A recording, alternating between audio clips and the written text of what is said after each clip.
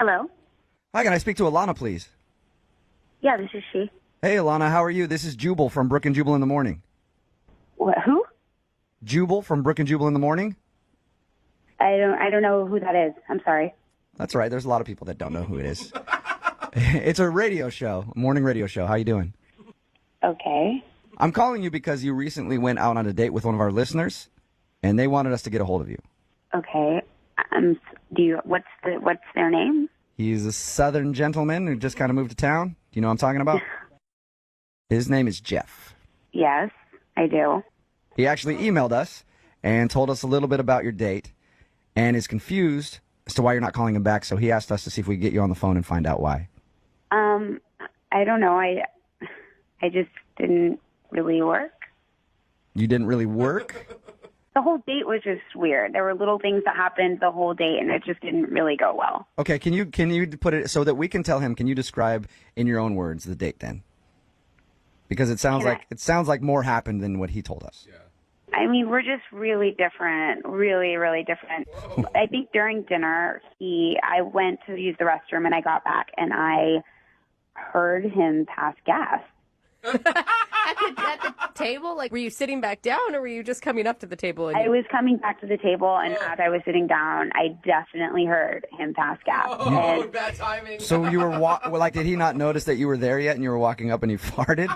Right, basically. He didn't say a single thing about it, and I just kind of sat there and thought, okay, well, I guess we'll just let this go. Did you guys have that awkward moment where you both know that the other one farted and you kind of sit there in silence for a second, like, is somebody going to bring it up? And then you go, I did, but he kind of seemed like it was totally fine. Oh, but what is he going to say? I mean, you'd have to pretend like it didn't happen on your first date at dinner. Yeah. Well, I kind of tried to just forget about it, but then we get to paying for the check, and he tells me that he thinks he left his wallet in my car, and whatever. I mean, I get it. Like, maybe it just fell out of his pocket or something. So I gave him my keys, and I was praying that he wasn't going to, like, steal my car or do anything.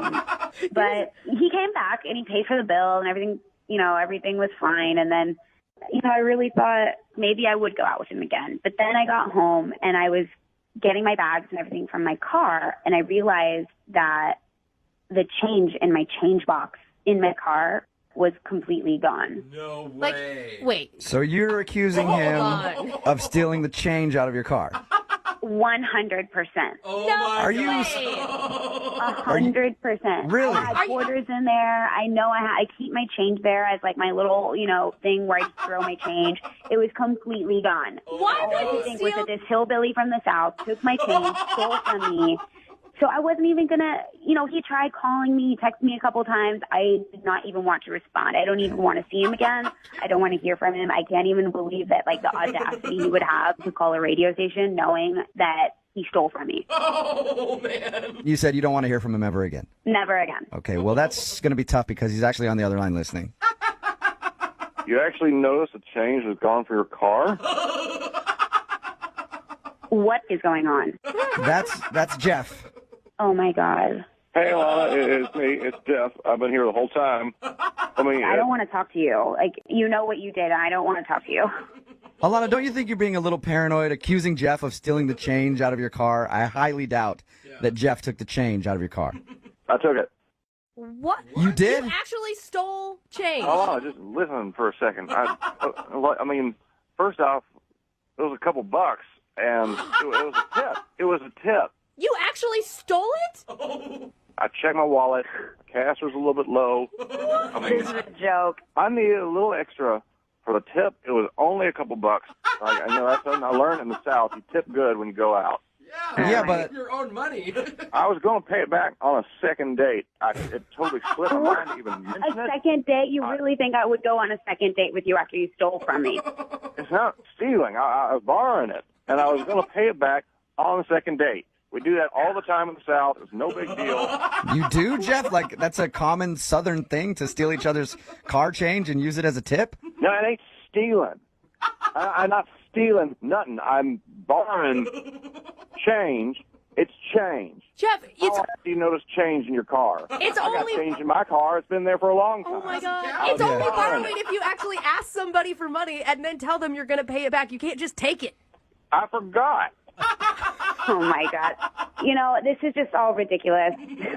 Jeff, I think you're a dumb hick. Oh! I don't understand why we're even having this conversation. I don't have any more time for this. Our conversation's done. That was quick. Oh, wow. Jeff, Damn. you still there, man? I don't get it. I was going to pay her back. It was a couple of bucks Yeah, but from a car that I was going to use for the tip. Jeff, you should probably ask before you do that, you know? Look, man, it was my first date with her. Yeah, I was nervous about everything else anyway, and I forgot. I forgot, All right, well, and my advice to you would be next time, if you're ever in that position, don't steal somebody's cash from their car, man. you know, you keep saying stealing. You know, I've heard it enough. I didn't steal nothing. Hey, man, listen, I'm just telling you that you probably shouldn't take money from people's cars, even if it's like a Southern thing like you said. It's definitely not done here. Stop talking to me about all this. You DJ radio high school dropout. You don't know what the you're talking Jeff, about. Oh, my God. that's the first thing I will agree with you on. I am a radio host. I know that. Don't be so mad. I'm just trying to help you out. Yeah, well, a lot of help you are. Oh! Did that just really happen? We just got hung up on twice, Wow. which is impressive. And Not that bad. might be a first time for that. I didn't even get to ask if they wanted to go on a second date. Okay. I guess I'll have to email them. See if I can get them to go out again. Hello? Hi, is this Madeline? Yes? Hey, Madeline, how are you? This is Jubal from the radio show Brooke and Jubal in the Morning. Okay. Okay. How you doing? I'm okay. What's this about? Oh, that's a good question. Yeah. I'm calling you today because we got an email into our show about you. What? Why? Another good question. You're full of good questions, Madeline. Because we do a segment on our show, it's called The Second Date. That's where if you go out on a date with somebody and then end up not calling them back after, they can email us to get you on the phone and ask what happened. And we got an email about you from a dude named Nathan. What? Nathan? Yes. Do you remember going out with a guy named Nathan? Oh. Yeah. Okay. Well, Nathan emailed us because he said he had a really fun time with you, and he thinks that your excuse to leave late on a Friday night that the maintenance guy needed to be let into your building was just a really horrible excuse to get out of the date. And we all agree with him, by the way. That sounds like the biggest excuse ever. I don't remember what excuse I used. I already blocked him. I don't understand why you're calling me. I don't. You've even blocked him? What? Yeah. Why? He said that you guys went back to his apartment. Was there something creepy in there? It just freaked me out. It was just really weird. Can you tell us what was weird? I just got this really bad vibe when I walked in. The place was just super clean. Like, it was just weird. I got a really bad vibe and creepy feeling. Was there like something specific? Because super clean and he sounds like a nice guy who didn't want to push you to do anything you weren't ready for on a first date. After an art class. Yeah. I just got this eerie feeling when I walked in. It was like serial killer clean, like sterile clean, like everything like that, not a speck of dust. It was just so strange. No guy's apartment's that clean. It's just, So you're saying his place was too clean and it creeped you out? yeah. That's it? He had a clean place and that's why... No, you got to understand, though, it wasn't just clean. Like, it was like a team of people came and wiped this place clean of fingerprints. It was just weird. And you know, when you just get that feeling inside, it's like something bad happened here. What? I need to go. It made you think what? Do you think he's a serial killer or something? No, I don't know, but I'm just saying it was way too clean, and Something's wrong with that. Maybe he's just, one of those OCD types that really like a clean house. Or maybe he read the decluttering book that everybody reads. And it's not that clean unless you just moved in and took the plastic off of everything. There was nothing out of place. It's like a museum. I think he All sounds right. dreamy. Can he move into my house and improve some things that I've got going on? Go for it. That's on you. Be my guest. I don't want to be anywhere near him. What about on the phone with him? No, I don't even want to talk to him. Oh, that's a shame. Because he's actually on the other line listening right now and wants to talk to you. You're kidding. No, I'm not. Unless he hung up. Nathan, are you still there? I'm here. Oh, my God. Oh, my God. Hi, Madeline. Hi, Nathan. I guess you heard all that. Yeah. I don't see a problem with my apartment being so clean. It might not be a problem. It's unusual, and I'm just not used to that, and so, yeah. Madeline, you're being really nonchalant when you were basically just accusing the guy of scrubbing his house because there was maybe dead bodies earlier in the evening. She didn't know he was on the phone. Wait, but that's what it sounded like. Like you're getting rid of all fingerprints. Nathan, have you killed anyone in your apartment? I have not. I'm sorry, I just got a weird vibe when I came in, and, Madeline, why would you want to be dirty? Why would you want that? What? I don't. I'm just saying your place is, like, so clean. It's just freaky. I mean, I have had people comment on how clean it is, but I don't like dirty things. Dirty things really upset me. Whoa. Okay, so Okay, now that did sound a I'm little starting crazy. to get a Okay. little bit on Madeline's Yeah. side now, That was Nathan. kind of creepy. See? I'm not crazy. I don't Nathan, think he meant it like yeah. that, you guys. Did you mean it in the way that it sounded? Because it sounded super creepy the way you said that, Yeah, he Nathan. said upsets you instead of a noise. No, I didn't mean to be creepy. You guys, give this guy, Madeline, I feel like you're missing out on possibly a really good guy because you're making a lot of implications on just a clean house. I can clean my own house. Seriously. Why? I mean, would you rather have a dirty boy? Because I've known dirty boys, and I refuse to be a dirty boy. What? Why is he like... Are you just messing with us now, Nathan? Nathan, are you like doing this on purpose? Doing what? Nothing. Nothing. Yeah, never mind. I mean, I've told you, if dirt is bad, it's the enemy. And if I see dirt, I will get rid of it.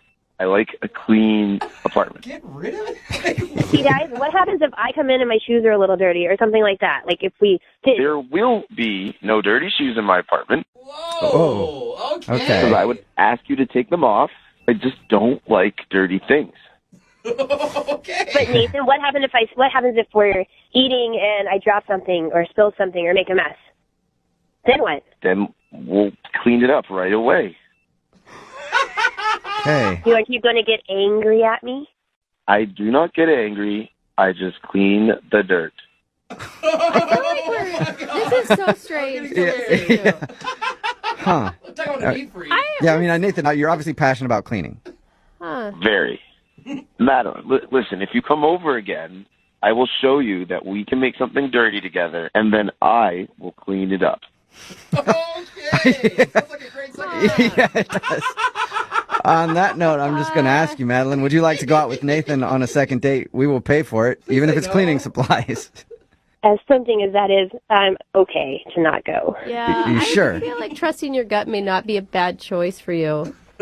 Well, Madeline, I'm really bummed that you'd rather date a dirty boy than me. You're making a mistake. Stop saying dirty boy. No, just... All right, Madeline, so take care, because the dirty will be judged. Goodbye. Oh my God. Okay, I think you need to do more than just block him. Madeline, are you still there? I'm a little freaked out and scared. I got rid of him with the blocking, and here you guys opened that back up like freaking Pandora's box. He doesn't know anything about you other than your phone numbers and stuff, right? Yeah, he doesn't know anything. He probably doesn't even know my last name. I blocked him on everything. Okay, Okay, good. that's All right. safe. Yeah, Uh-huh. you are safe. And I feel sorry for all the dirty boys out there right now because Nathan sounds like he might be fired up to do some cleaning tonight. I hope not. Hello, Hi, I was looking for Camden. this is Camden. Camden, how are you? This is Jubal from Brooke and Jubal in the Morning. Who? Jubal from Brooke and Jubal in the Morning. It's a radio show. Oh, okay. How are you doing today? I'm fine. You're a radio show?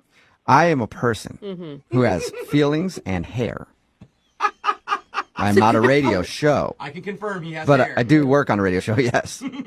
Okay. Why are you calling me? Well, I'm calling you today because we do a segment on our show called The Second Date. Have you ever heard of that?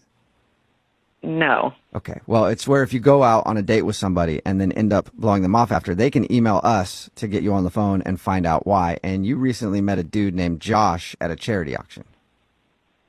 Oh, okay. Okay. And Josh yeah. sent us an email. He told us about the evening you hung out. Not all the details, although if you're down to share all the details, I'd love to know. But he told us about hanging out with you, and he says that, the next morning after you guys hooked up and everything, you rushed him out of the house and haven't talked to him since, and he's wondering why.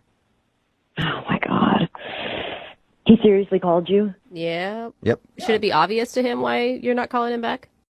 You'd think, but I don't know. You don't really know people, I guess, until you've spent the night with them, and then you learn a lot, and it was just bad, and I don't know. That's such a good question. If he knows why I don't want to talk to him anymore, and if he doesn't, that's almost scarier than if he did. Okay. Whoa. So do you mind telling us then? Because if he doesn't know, he should probably know, right? I mean, it's so personal, but I just don't. He did something that even if we had been like married for decades is something I would still not do myself, and I would sure hope whoever I was with wouldn't do it either. Wait, he did it when you guys were in the throes of passion? No. It was after we were together. What did he do? God, it's so gross. Really? He went into the bathroom after we were done, and he didn't close the door. What? Like, he was just in there, like, doing his business. Like, and we're not talking number one, okay? We're talking. Ew. Wait, he sat down for a Tuesday with the door open? He most definitely did. Ew. And I could hear and see and, yes, smell everything that was happening. Totally disgusting. I just met this person, and we were on, like, a first date, first staying the night moment. Yeah. And he immediately reverts to this behavior. So just absolutely the most unromantic, gross thing. And then it got worse because he did not wash his hands afterwards. And I know. really? Come on. Did you tell him to get back into that bathroom? Go back to that sink right now. You just wiped. I was shocked. And I know he didn't wash his hands because I was just like, from my bed, I can see my bathroom. Oh, that's disgusting. That might be worse than the I'm gonna actual tell you, act. you don't even do that when you're married, okay? We keep the door shut during that business. I would hope not. And then he wanted to cuddle with me. Like, he wanted to touch me with his bacteria-laden hands. Get away, poop fingers. Is that when you rushed him out of the house? Well, you know what? I feel like I was actually pretty kind that I didn't just, like, leap out of bed and say, get out right now. Like, Yeah. I let him stay, but I mean, God, I felt like I was just sleeping next to some giant animal or something, and I just... Yeah. Okay, yeah. I can see couldn't why. wait for him to leave the next day. I told him that I was running late for something and just got him out of there as fast as I could. He could have just forgot to wash his hands. I have been drunk and remembered to wash my hands. Like, this is a habit.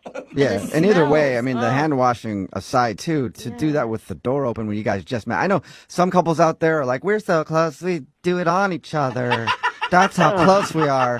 But for a lot of people, that's one thing you should hide from each other. Close the door when you go to the bathroom. Little privacy. I mean, it's not like he's a horrible human being or something. I mean, it's just, I don't know how Thank you, Camden. possibly... I appreciate you telling me I'm not a horrible person. After all that, I kind of feel like it. Wow. Who is this? Oh, Camden, that's Josh. Hi. He's on the other line listening and wants to talk to you. I'm an animal? Are you kidding me? He's been on the phone this whole time? Yeah, he has. Apparently, he couldn't wait until we brought him into the conversation either. But this, Oh, my God. don't feel bad. This is stuff that he needs to learn about, Camden. Oh, my Not God. that big of a deal. Whoa. It's completely It's not a big- natural. It's what? Everyone goes to the bathroom. We're intimate with each other. Josh, I didn't say you That's couldn't go to the what bathroom. I don't need to witness it. And the whole, what's with the not washing your hands? My hands weren't dirty. What? What? Did you not wipe? No, I know how to wipe myself and not get my hands dirty while doing it. There's a barrier there. Josh, I thought for sure you were going to come on this phone and apologize profusely and say, oh my God, I forgot, or oh my God, I realized once I was already halfway through it that I hadn't shut the door and I didn't know what to do. Like, Okay, well, no, I do apologize if Camden, you felt, kind of bombarded by that and were disgusted by that. I am sorry that you felt that way. That was the way I was raised. My family, we all, everyone poo-poos. And we would just poo-poo with the door open. It was never a big deal. Did you just say naturally? poo-poo? Yeah. Did you just call it poo-poo? Yeah, everybody poo-poos. I kind of like it now. Like, I don't know, Josh, the way you put it and you put it in those words, I'm like, yeah, it's not a big deal. Yeah, it's just a poo-poo. It sounds like the title of one of my toddler's potty training books. Yeah. But let me ask you this. Does your toddler wash his hands after he goes potty? Absolutely. Okay, forget the hand washing thing. That's something that can change, sure. But like Camden, I wouldn't have a problem watching you poo-poo. Why do you keep saying it like that, Josh? That is never going to happen, okay? Not only because I wouldn't, but because I don't think we're going to see each other again. Oh, no. Seriously? Because of a little poo-poo, you don't want to see me again? Yeah, seriously, Josh, because of that, okay? I mean, no decent person would be okay with someone like taking a crap in front of them, all right? That is just how it is. Josh, is there any way that you could change? Like, you could be okay shutting the door while going to the bathroom? Honestly, I just thought it would show her how comfortable I was with her. I mean, our conversation was so nice and so comfortable. Like, I don't mean to scare you with this language, but like it did kind of feel like we were like an old married couple, the way we just kind of conversed and, had a good time talking. Well, I think you fast-forwarded the relationship pretty far, and let's just fast-forward it to when maybe one of us is dead, and like we're not together anymore. Camden, you literally can't come back from this. I mean, you really liked this guy all the way up until that moment. Like, what if he promises to never do it again and to always shut the door in your presence? Because I kind of am worried about what else is going to come out of this. You know what I'm saying? Like that he really is just like, look, this is just how it is. This is how my family is. Like, what other things do they do? Do they like drink off the milk carton right out of the fridge? Like, I mean, what other habits are going to unfold in this scenario? And then he's going to just be like, what? That's how it is. That's what people do. Well, I don't drink out of the milk carton. I use glass. I put glasses on top of the dishwasher, plates on the bottom. That's industry standard. And you can close the door while you go to the bathroom. You should add that to your list. Absolutely. If Camden, if you give me another chance, I will close the door when I go to the bathroom. All right. Camden, would you like to go on a second date with Josh? We will pay for it. Come on. I'm actually He promises to close the door. God, You guys could go over all of your, like, boundary stuff on the next date. Oh, that sounds fun. Yeah, that sounds like an awesome date. Just discussing what you will and won't have in your life. Yeah. I gotta say, I feel like we've already been through a therapy session. This, to me, it just might have been too much too soon. I think it killed all potential romance. Aww. Yeah. I mean, I guess you can't really unsee or unhear what happened. You're absolutely right, and this is, for me, Josh, you're not a terrible guy. I don't think that. I kind of feel like maybe find someone else who's got the same kind of relaxed standards around those things as you do, and you'll be happier. Well, I'm really sorry to hear that, but you're probably right. Sorry, Josh, no second date for you, but thank you both for your time. Appreciate it. Thank you. And before we let you go, Josh, can you just tell me what you call it one more time? You mean the poo-poo? Yes, the poo-poo. Thank you. Hello? Hi, can I speak to Kara, please? Speaking. Hi, Kara. This is Jubal from Brooke and Jubal in the Morning. How are you? This is who? Jubal from Brooke and Jubal in the Morning. Jubal. I'm sorry, I don't know who this is. Okay. I'm calling from Brooke and Jubal in the Morning. It's a radio show. Okay. One of our listeners recently emailed us about you, asking if we could get you on the phone. Someone wants me on the phone?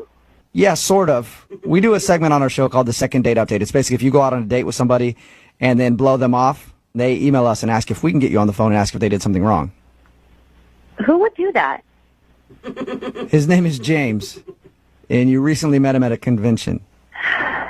God, really? Yep.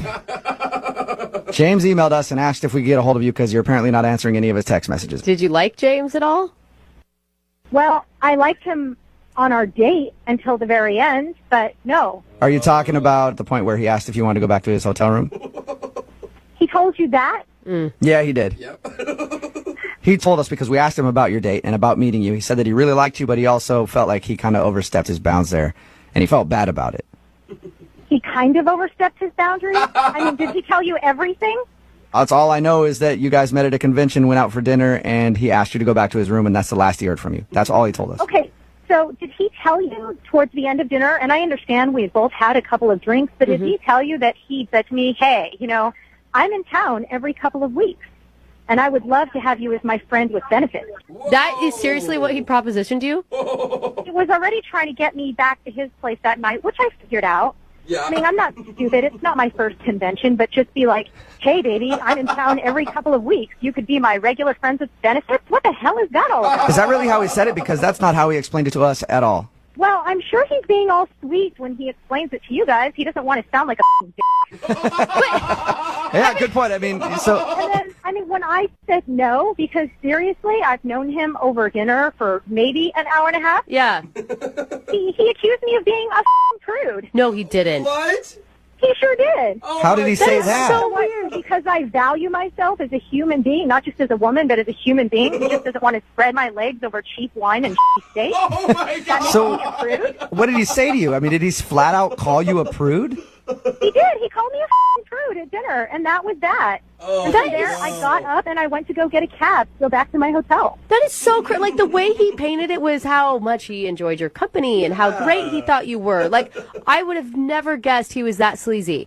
I would have never thought he was that sleazy when he so very nicely asked me out after we hung out all day. But as it turns out, he's no different than the majority of the sleazeballs who go to these conventions are like, hey, time to hook up, wife's not around. I mean, they're all kids. Does this happen a lot at conventions? Oh, my God, yeah. I mean, everyone who's ever been to a convention knows it's just like code for one big fest. I was joking about that earlier. We were talking about it, and I was like, that's the way at least I would think of conventions. Wait, I mean, I guess you get a bunch of horny businessmen out there. Is this the first time something like this has happened to you? Actually, it is, because this is the first time I've ever said yes to going to dinner with anyone. Yeah. Normally, I just go, I do my thing, I hang out with whoever's there, and I just go back to my hotel room and go to bed. Yeah. So he told us that he tried to text you after your date. Oh, yeah, he sure did. Oh. Did he not did just he say? apologize in his text? No. I mean, he did. He's like, listen, I'm sorry if things got out of hand. And I wrote him back. I'm like, just don't contact me ever again. And then the guy has the balls to say, well, you don't know what you're missing with this d-. And I'm like, what? That's so He really gross. said that to you? He really, I still have the text message. Oh, wow. my gosh, that is He so- left all of that out. It didn't, from his side of the story, it sounds like he was very sweet to you after, like, I really apologize for asking you to go back to my room. That was so wrong of me. Mm-hmm. Wouldn't you love to just kind of talk to him about it, though? Actually, I really wouldn't like to talk to him about it. I hope I never talk to him or see him again Oh, at all. that's a shame, because he's on the phone listening right now. He wants to talk to you. What? Yeah. Kira, don't you think you're like over-exaggerating this? No, I seriously am not over-exaggerating. I have those text messages that you sent me, and you're like a foul, crass pig, and I don't want to talk to you anymore. Kira, please, just hang on 1 second, all right? I apologize for the text messages, and, like, it isn't really me, but, I mean, at the same time, we were both drinking a lot. I don't remember sending you that text message. I remember apologizing, but I don't remember saying anything about my d***. I wouldn't do that. I thought it was just another piece of proof of what a disgusting pig that you are, that I saved it, showed it to all the women that I know that are going to the convention in a week to make sure that they didn't as much as even say hello to you. That's so awesome. But you know what? You were the one that went out with me. Didn't you just say that you knew that's what these conventions were all about, and yet you came out to dinner with me? You can't place this on me. What? I went out to dinner with you. I didn't go back to your hotel room with you and then suddenly become a prude. There's a big difference when you learn it. Well, but here's the deal. You got me going. We were there together, and then all of a sudden you're going to walk away? That sounds like a prude to me. What? We were drinking, you were flirting, you were trying to get me going, and you got me going. Oh my God! James, why do you have to say it like that? Stop! It's true. You did it to me. You got me. Oh my God, seriously, you guys, I'm so sick of this guy. He's a pig. If you can't tell that, all of you are delusional. No, I don't think anybody doubts that. Everybody's on your side with this one, Kira. Once I heard the phrase "got me going" Oh, God. a few times in there, So I'm on board. Hey, Kira, regardless, would you like to go out with James again on a second date? I'd love to pay for it. No. Huh. No? Hell no. What if we don't get him going as bad on this date? Oh. I would sooner go out with my dog. Yeah, whatever, you prude. You need to learn how to throw your signals out. Yeah. Yeah, it's definitely Kira's fault. Go get a prostitute next time, honey. Well, you know what? There's another convention coming up. I'll see what I can do. Now you guys got me going with that whole prostitute thing. And when you got me going, you got me going. Brooke and Jubal in the morning. Hello? Hi, is this Christy? Speaking? Hey, Christy, how are you? This is Jubal from the radio show Brooke and Jubal in the morning. Hey. Hey. What's up? Like, what's up? Not much. You listen to the show ever? Yeah, I've heard it sometimes, but why are you calling? Have you ever heard of Second Date before?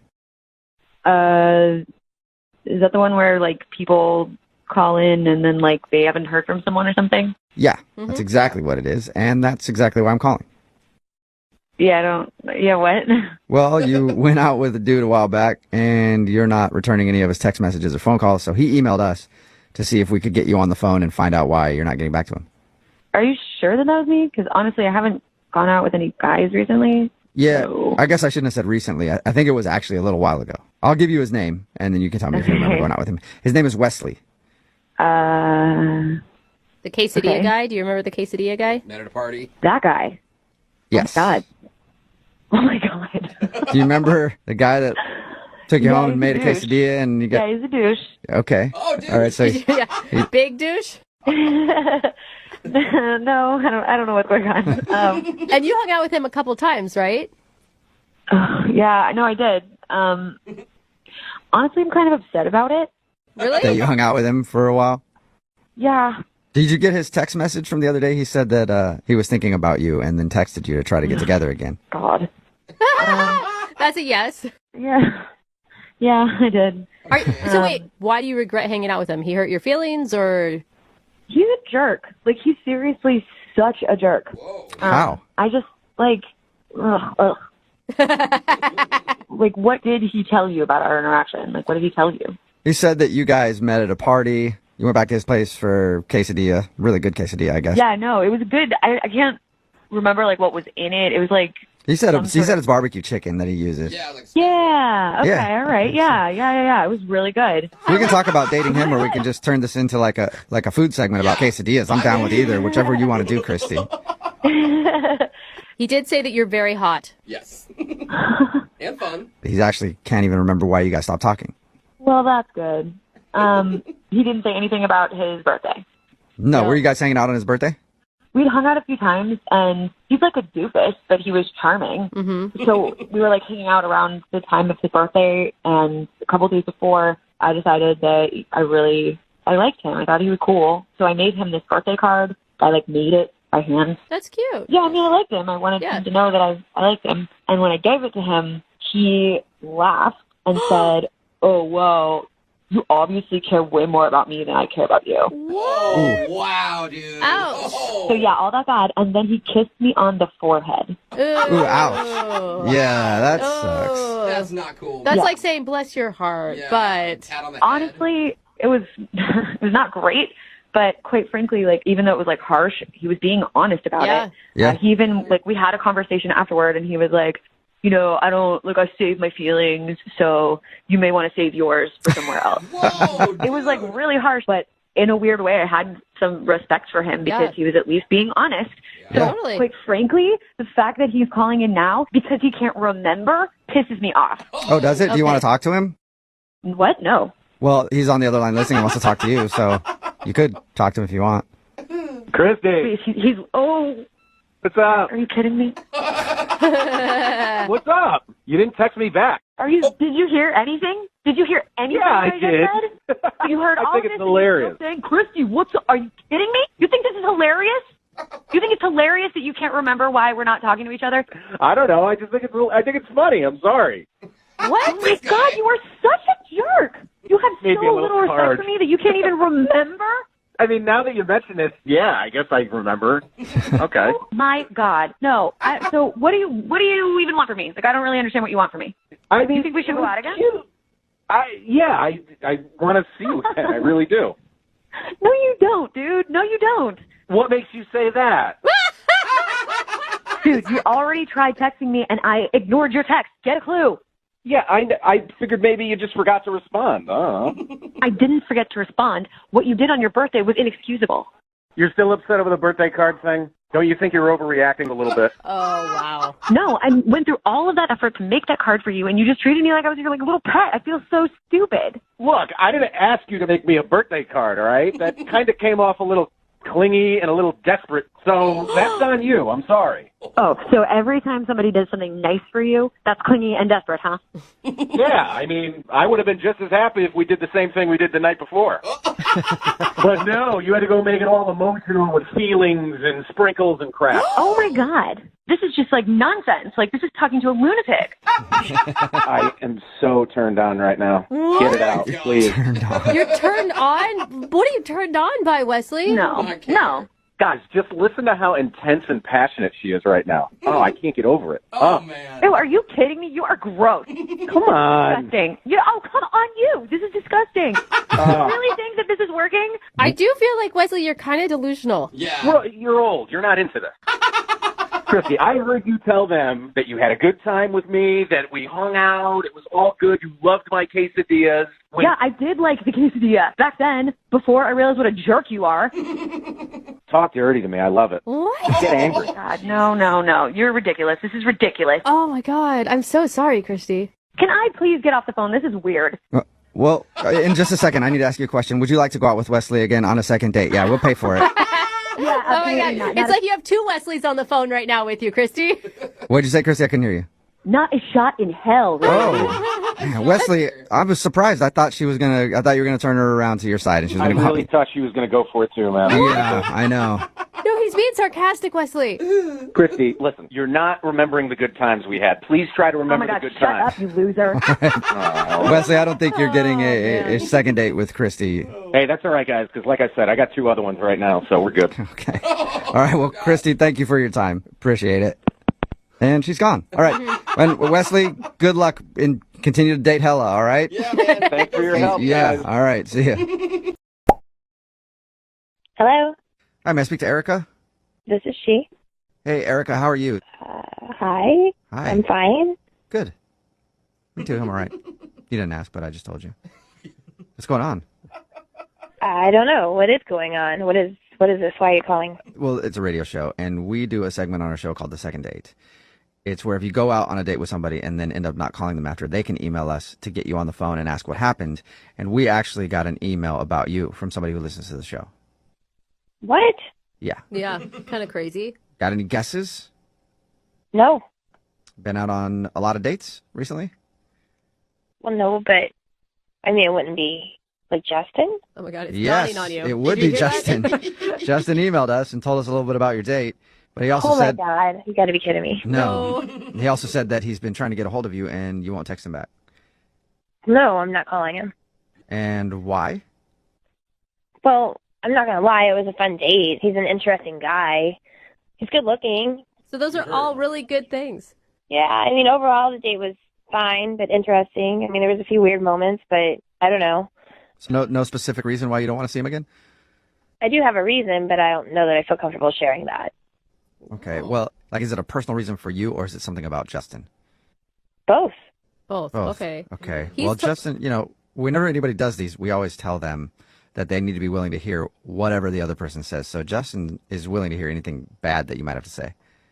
Well, it's just that he seems to know too many people, because I wasn't sure how I felt about the date. So then I showed my friends his picture, and it's like they all knew him. Oh. Knew him really well. Oh, they go- I get it. Okay. Like they hooked up with him, or Yeah. Oh. And I'm not thinking about one of the girls. Like 3 of them have hooked up with him. Wow, Oh. that's Man. a lot. He gets around. Wow. Yeah, he told us that he's never had a problem with women, but he also said that he liked you so much that he can only think about you and doesn't even want to think about any other girls. Yeah. But apparently your friends might think about him from time to time. I have a solid group of friends, and I can't be the 4th girl in my girl group to hook up with him. That's just crazy. I mean, when we talked to him, it sounded like he wants more than a hookup from you. Yeah. Like he felt like he had an awakening of how he should really be in a relationship after he met you. I find that hard to believe. Do you? I don't know. I was kind of convinced by it. Well, he did say he wanted to grow or Yeah. something. I mean, it sounds like he can get a hookup whenever he wants a hookup, and he's putting in a lot of effort to get a hold of you. If he just wanted a hookup, he could have had that already with somebody else. Yeah, he seems to have a good history of it. So you definitely, so that's what it is. You don't want to be the 4th girl in your friend group who has hooked up with Justin. Obviously, he sleeps around a lot, and I don't need that. So I think it's best just to not call him. Okay, that seems pretty straightforward. Well, Erica, I do have to let you know this before we let you go. Thank you for being honest. And now I have to be honest because Justin is actually on the other line listening and wants to talk to you. So we've we've also hung out with Justin a bit. Hi, Erica. Hi. All right, listen, yeah, I haven't met any friends. I don't know who they are, but most likely it's the truth. I mean, are any of them waitresses, hostesses, bartenders? You've got to type, obviously. He just keeps listing careers. Dishwashers. Teachers, nurses. Listen, I'm not gonna lie. I was that guy, but I'm not just trying to get you in bed. Like you can do that with anyone, pretty much. But I'm interested in you. They all know you from last year. All of them. Oh, dang. Last year. And Justin, don't you think that's weird? If you slept with all my girlfriends, this is weird. Yeah. Look, it's true. I'll admit it. I'll be the first one to admit it. I'm a recovering male skank. Recovering male skank, Erica. I feel like he's self-aware. That doesn't help your mission here. I mean, Look, I'll be the first one to admit it. I hooked up with a lot of girls, probably in every state, maybe 49 out of the 50. But I want to change. Whoa. I'm acknowledging the kind of person that I've been. I would love to change because of you. Oh. we had one date, and now you suddenly want to change because we've had one date? I hardly believe that. Wow. No, Eric, I'm being honest with you. Look, that night I almost had a booty call. I almost made that phone call, but I didn't. I just can't stop thinking about it. You're so not helping yourself here. But Erica, think about it if the tables were turned. Like, what if some guy didn't want to go out with you because of a couple of dudes or more that you slept with? Like, you would be really upset about that because you're also more than just who you've hooked up with in the past.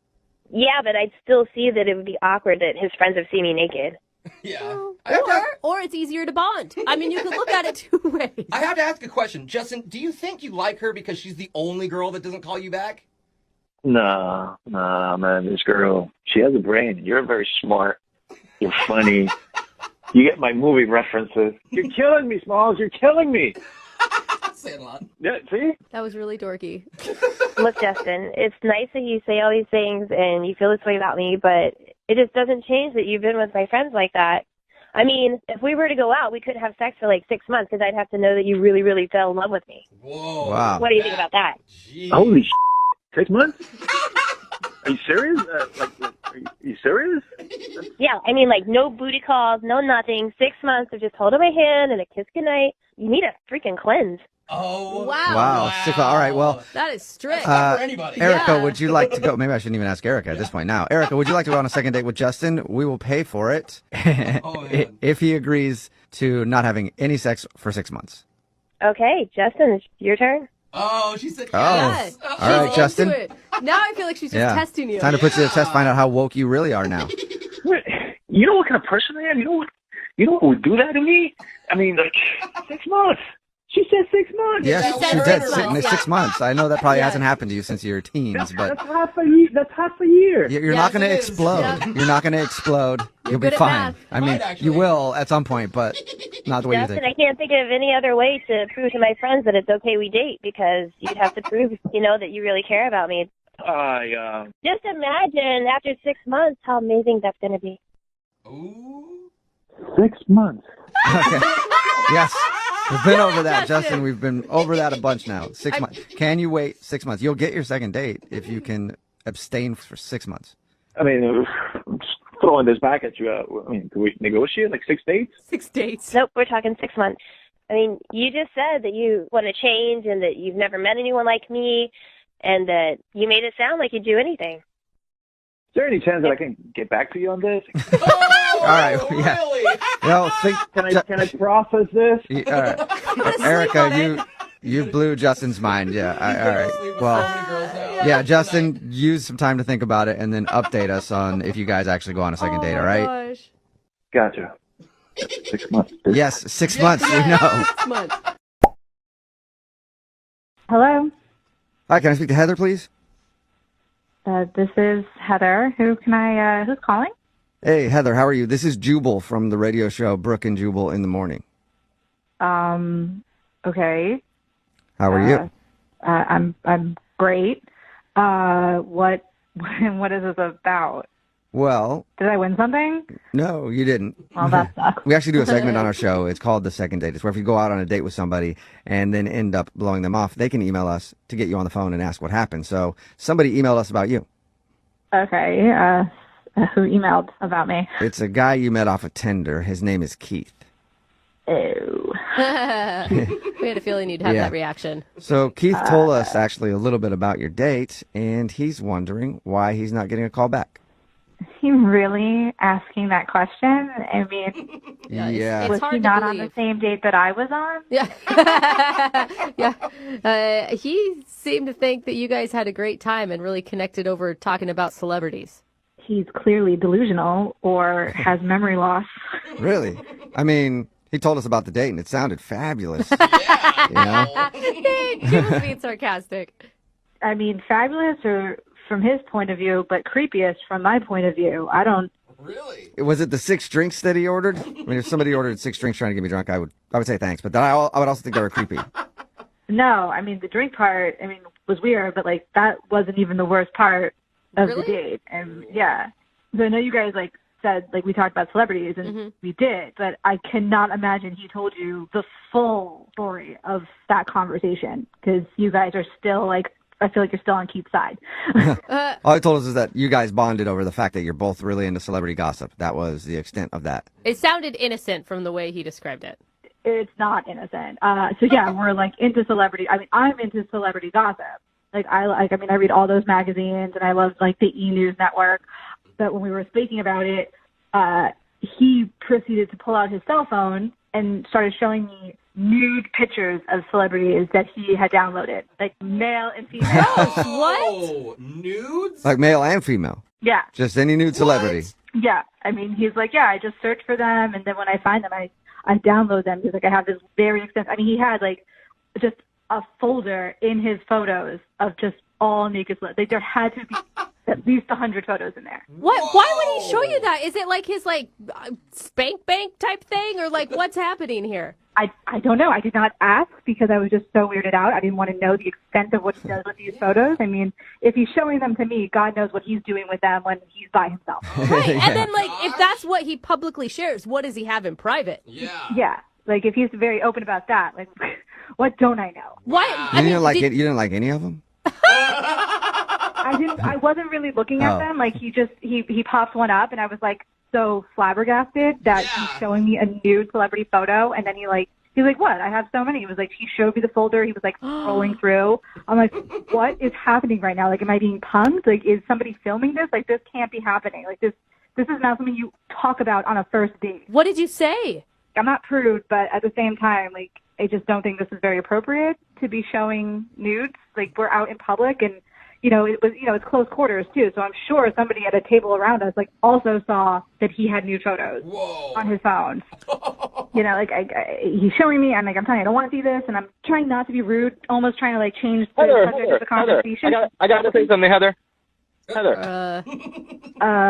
Hey, Heather, that's Keith. He's actually on the other line listening and wants to talk to you. Sorry. And apparently can't wait. Sorry. What is going on? Like, he's listening, he's on the phone. Yeah. I have to. Yeah, Heather. I just wanted to talk to you, and you wouldn't call me back. Because were you not on the same date? Like, I was so uncomfortable. Like, I didn't hug goodbye. But why were you uncomfortable? We were having a good time. What? Kate, did you not hear anything she said? You're like a sicko, dude. Like, why are you carrying around folders with naked celebrities on them? What else am I supposed to do with those photos? I don't know. I mean, you could not search for them on the internet and download them. Yeah. That's one thing you could do or not do. I mean, you guys have talked to celebrities all the time. Maybe you never wondered what one of them looked like naked. I bet you I can find a picture of them. Name one celebrity. That's a different conversation for a different time, Keith. We're talking about Heather right now and her being creeped out by you. Okay, Heather, you pick a celebrity, and I bet you can find a picture. No, not. Why would I pick a celebrity? I'm sorry. Are you listening to yourself? Like, can you hear yourself speaking? Like, yeah, this is not normal. This is not a normal conversation you have with someone you're on a first date with. Like, this is. Well, I mean, after you left, I talked to the tables around us, and they like the celebrity pictures. Wait, this is a normal thing that you're sharing with people? This is just out in the open for you in your life? Yeah, everybody wants to see celebrities naked.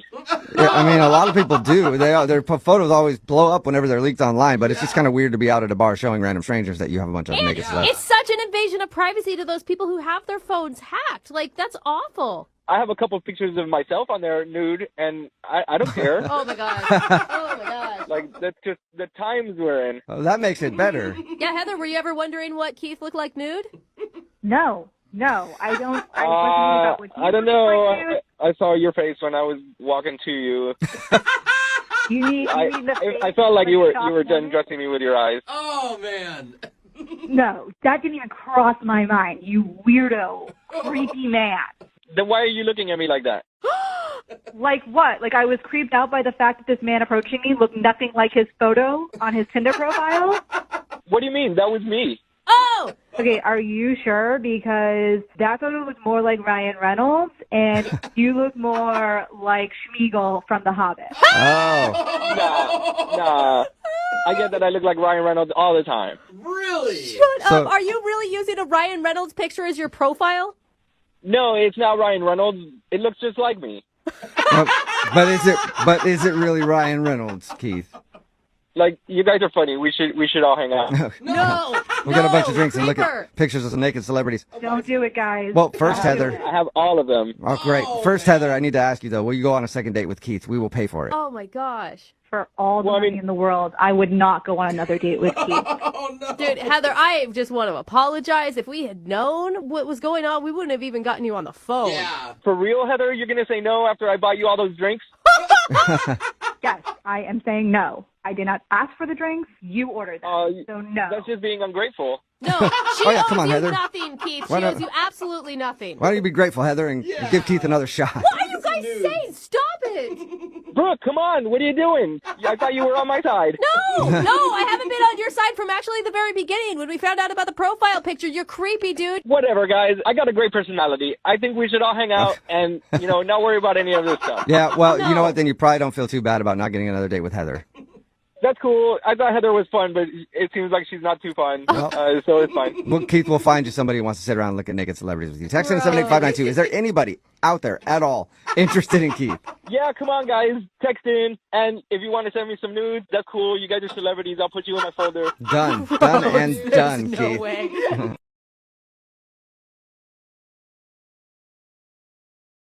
Hello? Hi, can I speak to Thomas? No, this is not Thomas. This isn't Thomas? This is Glenn. Can I ask who's calling? Yeah, my name is Jubal. I'm calling from Brooke and Jubal in the Morning. It's a radio show. Okay, hi. Hi. I was looking to speak with a Thomas. Yeah, no. Okay. Well, you said your name was Glenn? Yep, it is. Okay. Well, Glenn, let me ask you a question. Did you start kind of an online relationship with a girl named Kristen a little while ago? Sorry, what is this about? I knew it. I wasn't answering my question, Glenn. Yeah, exactly, Glenn. Well, the reason that I'm asking you, Glenn, is because Kristen emailed us, because we do a segment on our show called The Second Date. That's where if you go out on a date with somebody and then they end up not calling you back after, you can email us and hopefully find out why. And she told us a little bit about meeting a dude named Thomas online and talking to him for over a month. Things got very heated to the point where Thomas and her were saying, I love you. And then there was supposed to be a dinner date and that never happened. But strangely, the phone number that she gave me for Thomas is for you. And your name's Glenn. Oh, yeah. No, sorry, I was confused. I am Thomas.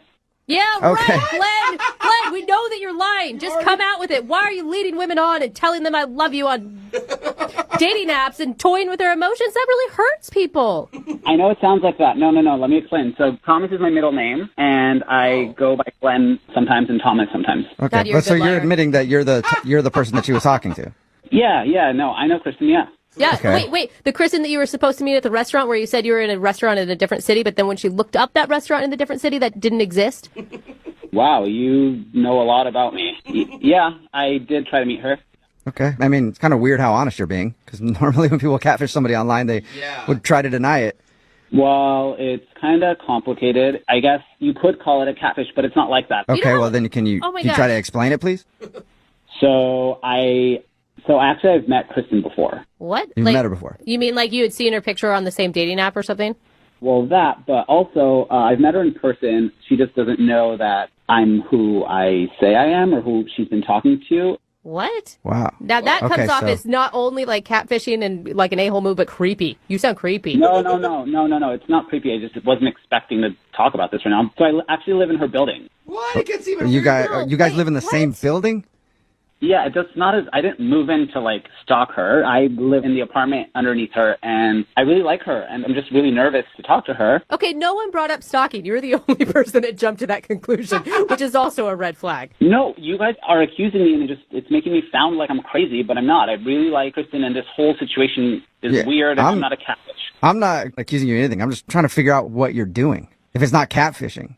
Like I said, she lives in the unit above me, and I really like her. She's really cool and really pretty, and I'm just a kind of a nervous guy. So I thought I'd make this profile to get to know her and then, meet her or talk to her in person with this information I have. And when you talked to her in person and you showed up and you were the dude that lives downstairs, you didn't think that would go bad?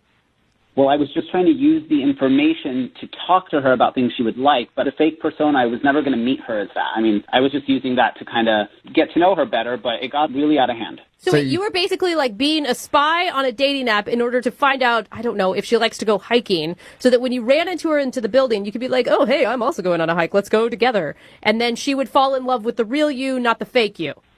Yes, exactly. Thank you for understanding. Whoa! No, Wow. Okay, so you catfished her to get research on things to talk to her about. Oh, that's so creepy. That is elaborate. Yeah, that's a lot of work. And then how did you let your fake persona say I love you to her online? I don't know. She's awesome, and I just got wrapped up into this fantasy. Okay, did you mean to actually schedule a date with her? Well, she was the one who was pushing it, and then I just thought since we talked a lot, like, she could see past the weird beginning to this relationship we're going to have. Did you have any plan of actually meeting up with her? I did plan on it, and then I freaked out at the last moment. Oh, wow. So then what was your... Wait, so everything backfired and now you're just giving up on everything? You're not stalking her anymore? Well, I was never stalking her, but yeah, I mean, it's all complicated. Yeah, super complicated. You know what else complicates it even more, Thomas? Kristen is actually on the phone listening and wants to talk to you right now. Oh my God. Oh my God. Oh my God. Oh my God. I'm so sorry. This is so embarrassing. I don't even know what to think. I don't either. Yeah. Who are you? Oh, Glenn? I don't even know who you are. Like, what do you look like? We actually talked once in the laundromat, but I live underneath you. I'm in 102. I'm the guy with the shaved head. I'm really sorry. I didn't mean for it to get like that. I think you're really cool and you're so beautiful, and I just was worried it wouldn't go well, so I don't know. So you decided to catfish me? Is that what you did? I mean, this is embarrassing. Well, okay, every night I have to hear you with your boyfriend upstairs, and that should be me. You don't even know me. Wait. What boyfriend? What are you talking about? Yeah. That blonde guy, the one with the hair up to his shoulders, he's been around for like 6 months, and I hear you guys all the time. First of all, he's not my boyfriend. It's nothing like that, okay? He calls you his girlfriend. I've heard it. What? You're like spying on her. So not only are you like creating fake personas to get into her life, but now you're just straight up listening to her conversations inside her apartment. No, our building is small, and you guys are saying I'm lying. Well, she's also lying. Really? Yeah. Do you have a boyfriend or not? Because if you do have a boyfriend, it's weird that you're online trying to meet dudes telling them you love them. Yeah, it's not my boyfriend. It's a friend. We hang out a lot. It's a fun thing. It's not my boyfriend, and he knows that. Oh, man. You guys are both kind of out. No, like, what's going on right now? I don't care if she's dating 8 other dudes right now. What he did is so creepy. Okay, I know we're both in like a weird place, and this all started out really weird, but when we were talking online, there was something there. There was a good vibe, and like... I was vibing with Thomas, not with Glenn. Well, I am Thomas. No, you're not Thomas. You put on these like fake pictures. It's so bad. You have no idea. Those are my brother, actually. It's heartbreaking. Those are pictures of your brother? Yeah, those are pictures of my older brother. Does he even know that you're doing that? No. Yeah, he told me I should do it. No, he did not. Glenn, stop lying. You are such a bad liar. Glenn, are you actually trying to still make this work? I mean, she would literally have to be just as nuts as you to want to continue whatever weird fantasy relationship you started. Whatever. I mean, I'm not moving out of the building, so either we go on a date or just like, I don't know. Oh my God. You cannot make me go on a date with you. This is just so bad. Whatever. This all got really out of hand. I was just trying to get to know you because I liked you, and now it's just weird. And yeah, it's our fault, Glenn. You could have talked to me like a normal person and just asked me out. Who knows? Maybe I would have gone out with you. I did try to talk to you like a normal person in the laundromat, and you didn't even give me the time of day. You just walked out. I don't even remember this. Who knows? Like, I don't even know what was going on in my mind that day. Whatever. I liked you, and I'm down to go out on another date if you want to. All right. Sweet. Well, Kristen, would you like to go on a first date with Thomas or Glenn? Absolutely not. Thomas. We will pay for it. Absolutely not. No. No. And I'm changing my lock. I mean, this is gross. Oh, my God. No, it is not an oh, my God situation, Glenn. She needs to call her landlord right now. All right. Well, I'm not going to talk to you, so don't worry. I'll forget you exist, forget I exist, and tell your boyfriend I say hello. Oh, my God. He's not my boyfriend. Hello? Hi, can I speak to Adrian, please? Yes, this is she. Adrian, how are you? This is Jubal from Brooke and Jubal in the Morning. I'm sorry. Could you repeat that? Who is this? Yeah, this is Jubal from Brooke and Jubal in the Morning, the radio show. Oh, okay. What is this regarding? This is regarding a date that you recently went on. I'll tell you what it is before you get too weirded out. We do a segment on our show called The Second Date. You recently went out with a guy named Jesse, and he emailed us about you. So we're calling to find out why you're not calling Jesse back.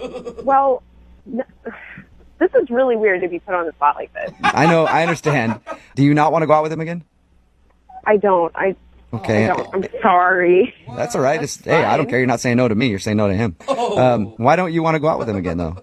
So, I mean, I went over to his house for dinner, and he had talked himself up as this really great cook, like one of the best in his circle of friends or whatever. And yeah, he told us the same thing. He said he was a pretty good cook, and he said that he made you his signature chicken casserole. Yeah, first off, chicken casserole is not. That's not a food. That's something you take to a potluck. That's something. I was actually kind of thinking the same thing. Really? Yeah. Come on. I mean, it's a casserole. It's like a throw-to meal that you do when you're like a working mom. See, I don't cook. I heard the word casserole, and I was like, wow. Fancy, right? That sounds hard. But, you know, you got to give the guy a break. He's like a single dude, so. Yeah, I thought it was great.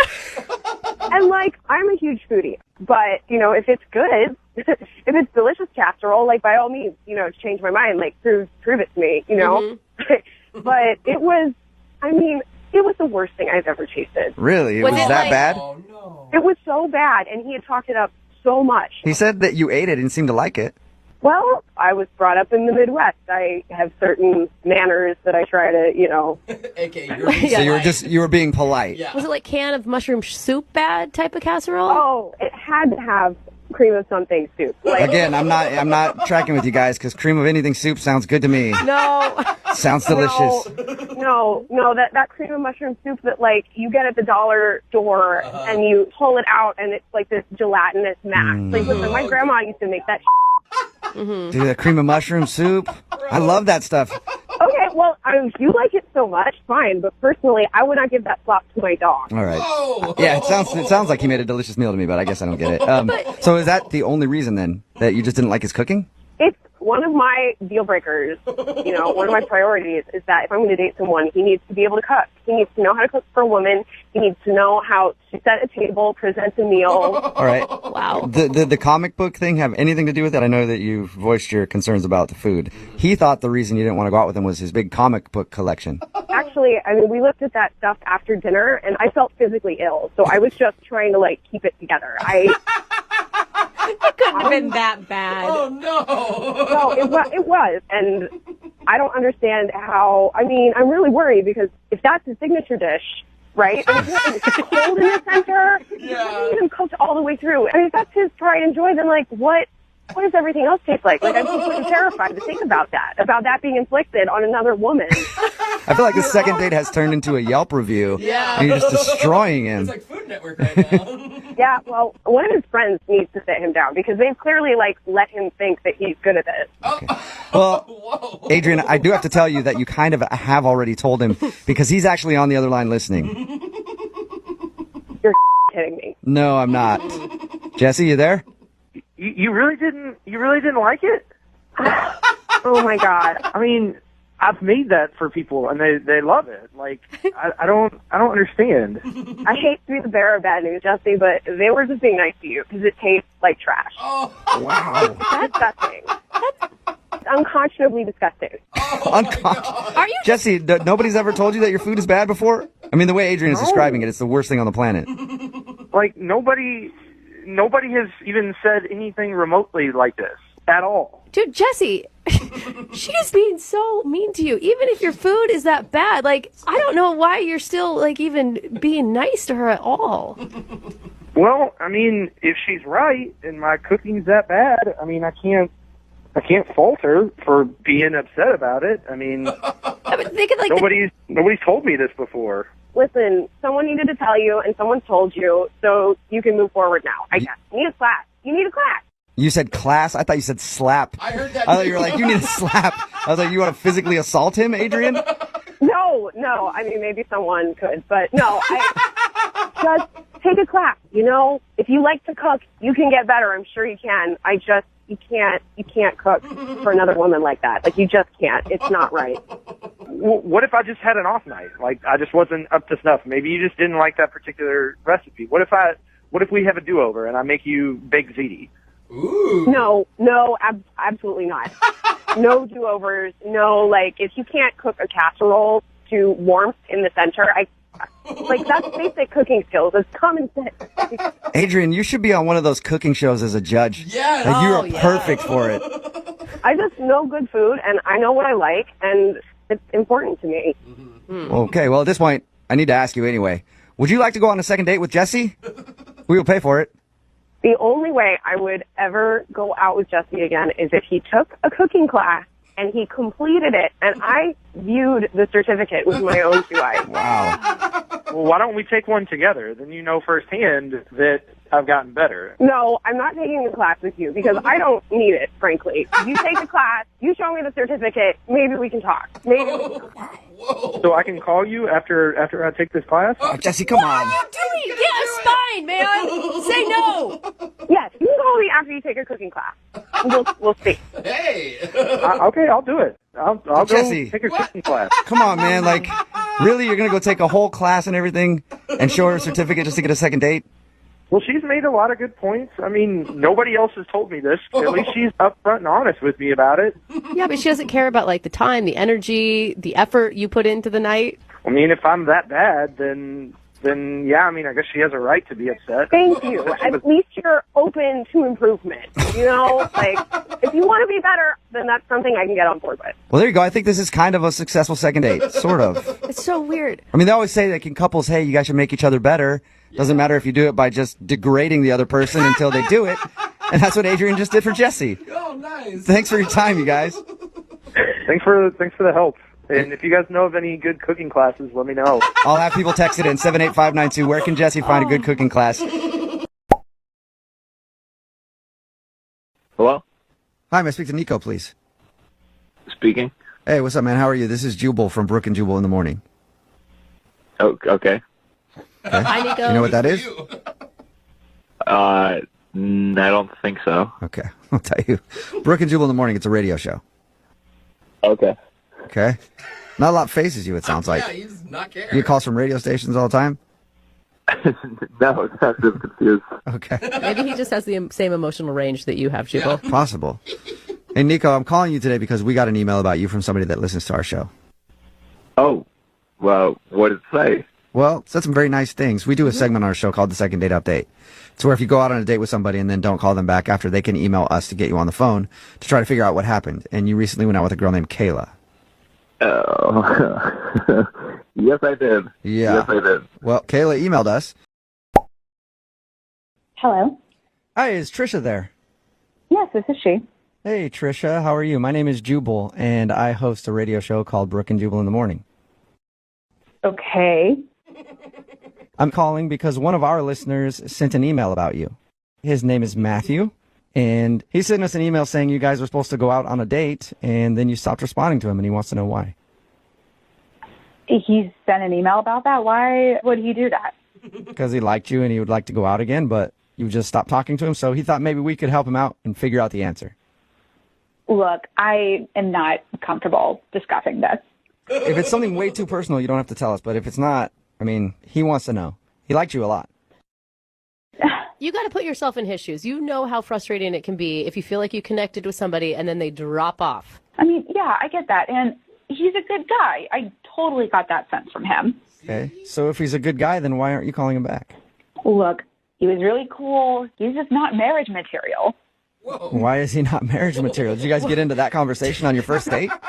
No, we didn't, talk about it, but, you could just tell from the date. Is he immature or something? I mean... Well, here's where I am. I am not getting any younger, and I absolutely want to get married someday, and he's just not going to be that guy. That is a really quick judgment to make after meeting someone just one time. Yeah. Actually, we hung out twice. Oh. Okay, so 2 times is enough for you to know that? Now you know everything about him. How can you possibly know that he's not marriage material after 2 hangouts?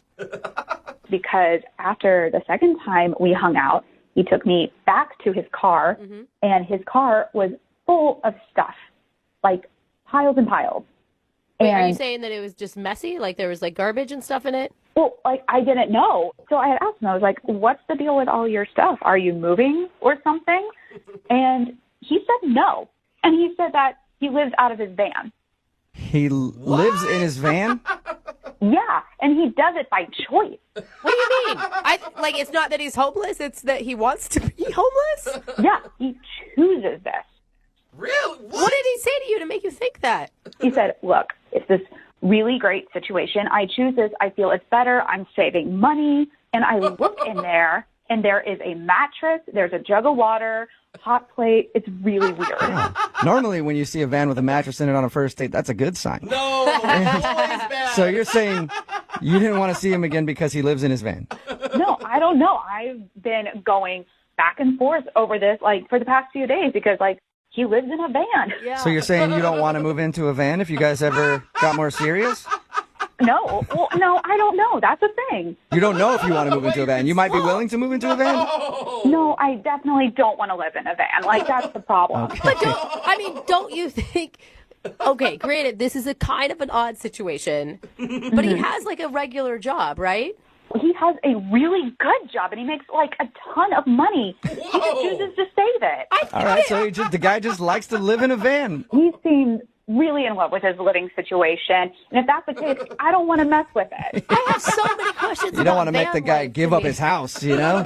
Exactly, his green van. Yeah. Well, Trisha, I do need to let you know that Matthew is actually on the other line listening, maybe in his van right now, and he wants to talk to you. What? Yeah. Matthew, you there? Oh, my God. Yeah. Hey, Trisha. Oh, my God. I am not in my van, just to clarify. I'm in my office. I'm at work right now. Well, that's good to know. Yeah. I'm just really surprised because, like, when we went out, I mean, you seemed to think it was really kind of cool what I was doing. Yeah, I said it was cool when I was looking at it because I didn't just want to tell you it was weird right off the bat. Okay. Oh, now you're just 180 on this. So I'm confused. Matthew, think about it. I mean, how could a girl see a van and think, I want to stay the night with him? I'm not sure where I'm going to go to the bathroom if I have to go, but... Just owning a van and living out of it is awesome. I have this freedom that everybody else is dreaming about. I save all this money. It keeps going in the bank when everybody else is spending and going into debt on these houses that they can't afford, and they're never in because they're always at work all day for them. I mean, what's the point of it? The point is to actually have a place where you could hang out, not something that you could, like, drive from point A to point B, like you're home traveling everywhere. That means I can hang out everywhere, Trisha. I like to hang out. Like, the world is my home. And Trish, I'm not living in the Stone Age with this. Like, I've got Wi-Fi, you know, I can run things off this generator. Like, I have electricity. I have the basic things that I need and stay connected with the world. I can work remotely if I want to. Like, come on. He's got it all figured out, Trisha. It just sounds weird to me. I never pictured my boyfriend living in a van. On purpose. But it may be fun, Trisha. I mean, it's definitely an adventure. Yeah, that's the word for it. It is an adventure. That's what I've been trying to tell you. I don't know, man. I mean, you have a great personality. You're a really cool guy, but the whole living in a van thing is just a giant turn off for me. Just give it a weekend, Trisha. Like, pretend you're going on a luxurious camping trip. Give it 2 nights, and I will convince you. I promise. 2 nights? That is a big ask, sir. So you want me to spend 2 nights in your van when we've only been on 1 official date together? You were the one who was throwing around the marriage word of, you know, needing to find marriage material. So, like, 2 nights is not going to kill you. He has a point. I mean, I say 2 nights is a drop in the bucket. In that case, Trisha, would you like to go out with Matthew on a second date? We will pay for it. I mean, I guess the date would be 2 nights in his van, but whatever. Would you like to go out with him again? You know, I'm still kind of on the fence about it. I am going to say no to 2 nights in the van. But I'm up to hanging out with him again. Okay, so you'll go out on a date with him, but you won't sleep in the van. Yes, I will go out on a date. I will not spend the 2 nights in a van. Well, congratulations, Matthew. That's a successful second date. I can work with that. All right. So you guys go out on your date. Matthew, you try to convince her that living in a van is better than living in a house, and I wish you both luck. Trisha, freedom is in our future. I guarantee. Oh, my God. Because she said that she thought the date went great, but now you're not calling her back, and she wants to know why. She said the date went great? Yeah. Yeah, was she wrong about that? I just can't believe she remembers the date. She was on the phone the whole time. She was on her phone the whole time, you said? Oh, yeah. I mean, like, the whole date. She wasn't calling anybody, but she was, like, texting, I assume. Okay. I mean, it wasn't just, like, looking. It was, like, typing constantly. I mean, I don't know if she was texting, like, a different guy or setting up, like, a date mastermind or what, but it was distracting. Couldn't get a conversation in at all. It was rude. All right. Sounds like it. Yeah, I mean, we talked to her about your date. She said that she actually had a great time and thought it was one of the best dates she's had. That's impossible. I mean, she was... I mean, like, the whole time she was typing. It was so weird. I think the weirdest part, so I thought, like, okay, well, this was a bust. She must have seen me, wasn't into me, doing something else. But then, walking back to the car, she just, like, I mean, out of nowhere, just kissed me. Oh, she kissed you. She kissed me. What did you think about that? I was shocked. Like, I wasn't even going to go for a kiss or even a hug. I thought this was going to be like a peace, whatever. Yeah. And all of a sudden she just, like, lunges at me, and I'm not going to say no. Of course. But I was just kind of like a mannequin, just kind of still let her do her thing. She thought the kiss was great. She told us about that. She also thought that you kissed her. Oh, that's impossible, since I was stationary. I mean, if she hadn't been on her phone, were you attracted to her? Yeah, she's definitely cute, but, like, all I really saw was her forehead because she was bent over texting the whole time. Looking at her phone the whole time, all right. Oh, my God, you're self-restraint that you didn't say anything on the date. I feel like I, at some point, would have been like, hey, can you put the phone away? Eyes up here. I'm just not that type of person. If that's your thing, you know, I'm not going to make a big deal about it. You do your thing, I'll eat this hamburger. So basically your date was you hanging out with someone who was on their phone the whole time. Yeah. And then you were sexually assaulted after when she kissed you. I wouldn't say that, but it was aggressive. All right. Well, thanks for telling us why you don't want to call her back. I also should tell you this, though. She's actually on the other line listening and wants to talk to you. Wait, what? No. Yeah. Did she hear what I just said? Unless she was buried in her phone again, texting or something. I don't know. Kayla, are you still there? Oh. Yeah, Nico, I loved hanging out with you. I was so interested in the date. I really liked you. How can you say that? You were typing the whole time. That's because I was taking notes about the date on my phone, so then I can transfer it into my relationship diary when I get home. Wait. That is so much right now. Wait, I'm very confused. What do you mean you were taking, like, notes? It's what I do. Every time I go on a date, I have this relationship diary because I want to write down, like, red flags and pluses and minuses about the dates and details so that way I can remember things. Why? Do you have memory problems or something? No, I just think it'll be really cute to, like, one day look back on it all and reminisce about everything. So you thought she was being super rude, Nico. She was actually super listening to you. True, Yeah, but that's not normal. I've never gone on a date and the next day been like, oh, did I have a good time on that date? I should have written it down. And Kayla, I mean, you're listening, but you're not hearing what he's saying. Like, he thought you were into him because your face was buried into your phone screen the entire time. Don't you see that as a problem? Brooke, back off. I'm talking to him about this, not you. I don't know why you just keep interrupting me. It's really pissing me off. Like, I'm trying to get this across to him that, Nico, I really like you. Okay. I guess that makes sense in a way. Nico, I'll prove it to you. Here, the next thing, 8:35. You had showed me those pictures of your family, and I noted that your brothers are hot and that you guys have really good genes. Oh, my God. That is so weird. That is No, so weird. I wanted to take note that, like, you are a good person to have babies with. Oh, there you go. God. Sorry, thinking about babies. That fast-forwarded real quick. You guys don't understand. These are things that everybody thinks of on a date, and, like, I'm just writing them down. I'm writing down the thoughts that everybody's thinking of anyway. That's the only difference. Don't you understand? Nico, you understand, right? Don't you understand? No, none of this makes sense to me. Why are you saying my brothers are hot? Why are you saying you want to have babies with me? I mean, I don't even think we made eye contact to this entire date. Nico, you are taking this way out of context. Like, I'm documenting this because one day you're going to appreciate all the details that I've put down here in this diary, and you're going to look back on it and be like, wow, she's awesome that she wrote all this down and that she did that, and we can look at this together. There you go. Yeah. What do you think, Nico? You want a second date with Kayla? We'll pay for it. Go on a second date, make some babies. A second date? Yeah. How do you? I mean, so she can finish this novel she's writing about our. This is the weirdest thing. If it makes you feel better, Nico, it's not just about you. She does it for every date she goes on. That makes it even worse. It's like a serial killer. I'm scared, frankly. I'm worried. Okay, that seems a little... Come on, Nico, that's not fair. And Brooke, you are not helping things. What do you think, Nico? I'm trying. Will you go out with her one more time? Brooke is the only one making sense right now. I wish Brooke had been there on the date to tell you to get out of your phone. Fine, I won't even bring my phone on the next date. Are you happy? There you go, Nico. Are you going to take notes with like a pen and paper instead? Or Yeah, whatever. I'll just write it down. I won't use my phone at all. I'll use the napkin next to me. God. Yeah, she'll take notes the old-fashioned way, Nico. Would you go on a second date with her? We'll pay for it.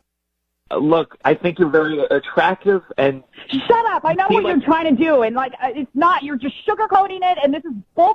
And, like, just get to the point. Oh. I think that your intentions are sweet, but what you're doing... Nico, I'd get to the point before she stabs you. I think what he's trying to get at is a no. Is that a no, Nico? It's a no. Yeah, that's a hard no. It's a hard no. Kayla. Did you learn anything from this experience? The only thing I learned here, Brooke, was not to trust you with anything. I mean, Jesus. Whoa. You have done nothing for me. Well, I'm trying to help you, I swear. sorry, Kayla. No second date. I hate your show, especially when Brooke's on. I'm never listening again. All right, well, but can I read? I want to read your journal sometime. Can I just read it? No, you, Jubal. Okay. Bye, Kayla. Yeah. You sarcastic piece of I actually wasn't being sarcastic. I really do want to read it. Whatever. Jubal, I'll give you like $20 if you just slap Brooke across the face right now. I'll only do that if you're in here journaling because I want to see what you say about it. Brooke and Jubal in the morning. Hello? Hi, is Emily there? This is she? Hey, Emily, how are you? This is Jubal from Brooke and Jubal in the morning. I'm sorry, who is this? Jubal from the blood bank. No. What's that laughing in the background? Laughing? I don't hear any laughing. Are you feeling okay after donating blood? Because I don't hear any laughing. Give her a break. Now there's a woman on the phone. What's going on? There's Emily. 3 people on the phone. Yeah, hi. How are you? I'm a little confused. Okay, that's normal. This is Jubal from Brooke and Jubal in the morning. It's a radio show. Okay. Why are you calling me? Well, I'm calling you because you recently met somebody. His name is Miles. And Miles sent us an email because he told us how you guys met at the blood bank, and he told us all about having coffee after, and he said that he really liked you and he was hoping to go out again, but now you're not returning his phone calls. Yeah, I'm not returning his phone calls. But why are you guys calling me? Well, because Miles listens to our radio show, and we do a segment called the Second Date Update. So Miles asked for our help figuring out why you don't want to go out with him again. Okay, I guess it's as simple as I'm not interested. I'm just not interested. Yeah, but why would you? I mean, he sounds like a pretty nice guy. Well, okay, honestly, like, he was nice when we first interacted before we gave blood, but it just went downhill from there. And so I'm just not interested. He's just not the guy for me. How, you say it went downhill. How did it go downhill? Because according to him, everything was fine. Well, he asked me out for coffee afterwards, and I was like, yeah, sure. So, you know when you give blood, how you've got that little cotton ball, like, wrapped around your arm? Yeah. So we're walking down the street, and, like, literally every single person from, like, the 5 storefronts from where we're giving blood to the coffee shop, he's like, check out my arm. Isn't that look cool? It's so great. Look, I just gave blood. Wait, he's saying that to people that you're passing on the street or to you? Yes, to everybody. He's just shouting at people that he gave blood. Right. Like, it just came off as a braggart. Yeah. Like, you know, was just using every excuse to be like, look how great I am. I've donated blood. All right. I'm a saint. So you don't feel like he was donating blood to actually help out? He was just donating? Right. It was more to get attention for himself. Gotcha. Oh, no. Not even that, it gets worse. So we go into the coffee shop and he ordered his coffee. And I'll be all honest with you, like he paid for mine, which was nice. You know, I'm going to give him props for that. Sure. But when the barista's like, what name can I put on here? He's like, the donator. No. He did not say that. Yeah, and the barista's like, I'm sorry, what? He's like, the donator, and then points to his arm where the little cotton swab is and is like, I just came from donating blood, so I'm really going to need this coffee to help get my energy up because, you know, I need to help people. The donator. He had to have been, I mean, it had to have been a joke. Well, that's what I thought. Like, I was just like, you know, because he was kind of like going on, and so I was like, well, this is just a joke. Like, he's just doing this because he knew that I was nervous, but it, like, was relentless. Like, he's talking to all these strangers on the street. He's telling the barista to give him the name the donator on his coffee cup. It sounds like a superhero. Yeah. The donator. Kind of is. Jubal saving lives.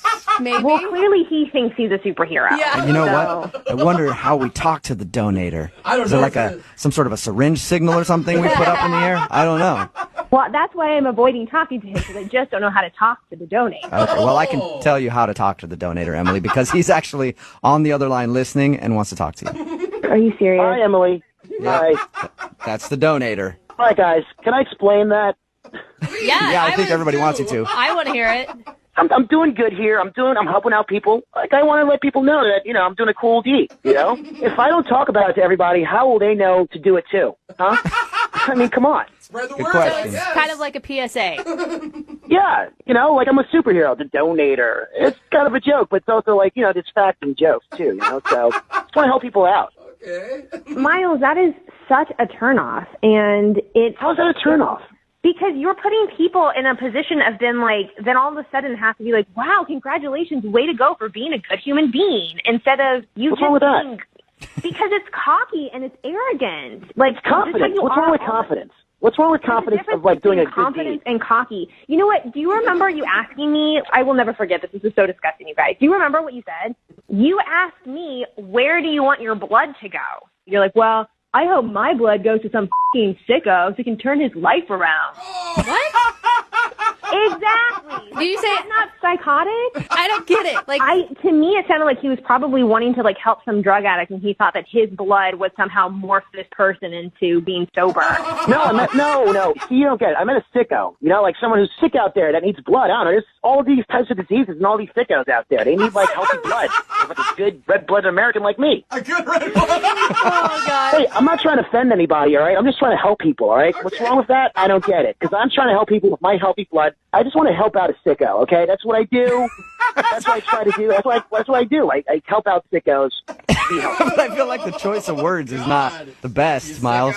You make it sound like you have like magic blood in your veins, like this super healing, wonderful power that is above regular human beings, that your blood is so much better than anybody else's blood, and therefore if anybody gets your blood in their body, oh my goodness, all their woes are fixed because Miles donated blood. Like, that's crazy. Yeah, I do believe that. I do have great blood. Last time I donated blood, they're complimenting me, saying that my blood was probably the best blood they had all day. Do they actually say? I haven't been able to donate blood because I've had tattoos, but I think so. Do they compliment your blood? If you have like a universal blood type, it can go to help a lot of different people. Yeah, that's what he says. My red blood cells are through the roof. My white blood cells are amazing. So I just want to help out sickos out there, okay? Like, people need, like, good blood cells. Emily, I gotta say, there's something kind of lovable about Miles. Really? I mean, if why you don't guys you go out with him? Well, I don't want to go out with him. I could see where the blood thing got a little obnoxious. But if you guys had met under different circumstances where he wasn't praising himself the entire time, do you think that you would have still been attracted to him? I mean, is he even capable of not praising himself the whole time? I mean, we had this great interaction up top before we gave blood, and then it just all went downhill. And even talking to him now, it's still all about him. And it's, like, been 5 minutes of knowing this guy. I think it's a lot about sickos, too, personally. But Well, hey, it's not just about me, Emily. It's also about you. You should take pride in your blood. Your blood is good. It's healthy. You're in the same blood as me. So don't act like you're better than me. I'm not saying that I'm better than you, but I don't need to brag. You just do a good deed because that is the reward in itself. Wait. Wait. This is your first time donating blood, right? It's your first time donating blood? I've donated blood, like, over 12 times. Whoa.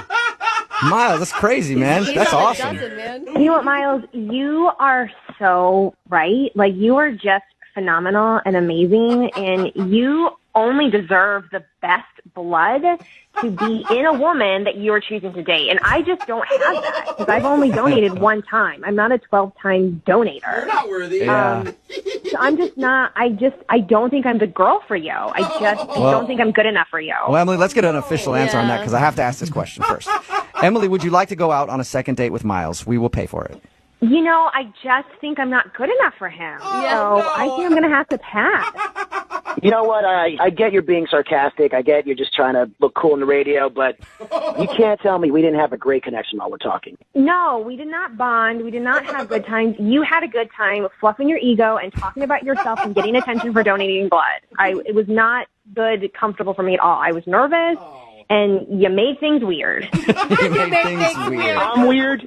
I'm weird. I'm saving lives, honey. So, I don't know. Oh, wow. Brooke and Jubal in the morning. Hello? Hi, can I speak to Corey? Speaking. Hey, Corey, how are you? This is Jubal from the radio show Brooke and Jubal in the Morning. I'm sorry, who?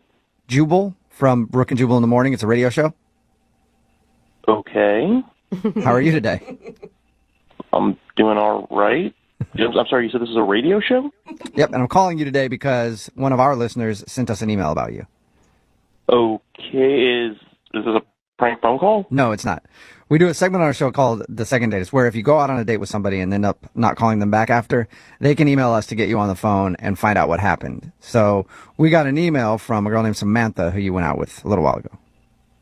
I mean, I went out with a girl named Samantha, not sure why she's emailing a radio station and you guys are calling me. This would be the Samantha that puked outside of your car when you're taking her home? Yep, no, that one's hard to forget. The girl who puked outside of my car. Yeah, I didn't know if there was like a couple of Samanthas you went out with. There was like the normal Samantha and then there's the puke Samantha. We're talking about the puke Samantha. No, I put that together. You're quick. She emailed us because she told us about your date. She said she had a good time, but it's obvious that you don't want to go out with her again and she's wondering why. I mean, it's not that I don't want to go out with her again. That was a bit of a crazy night. She was definitely a lot of fun, and then, you know, a little bit less fun, mostly puking out of my car. She was a champ. She got about 90% of it outside of my car.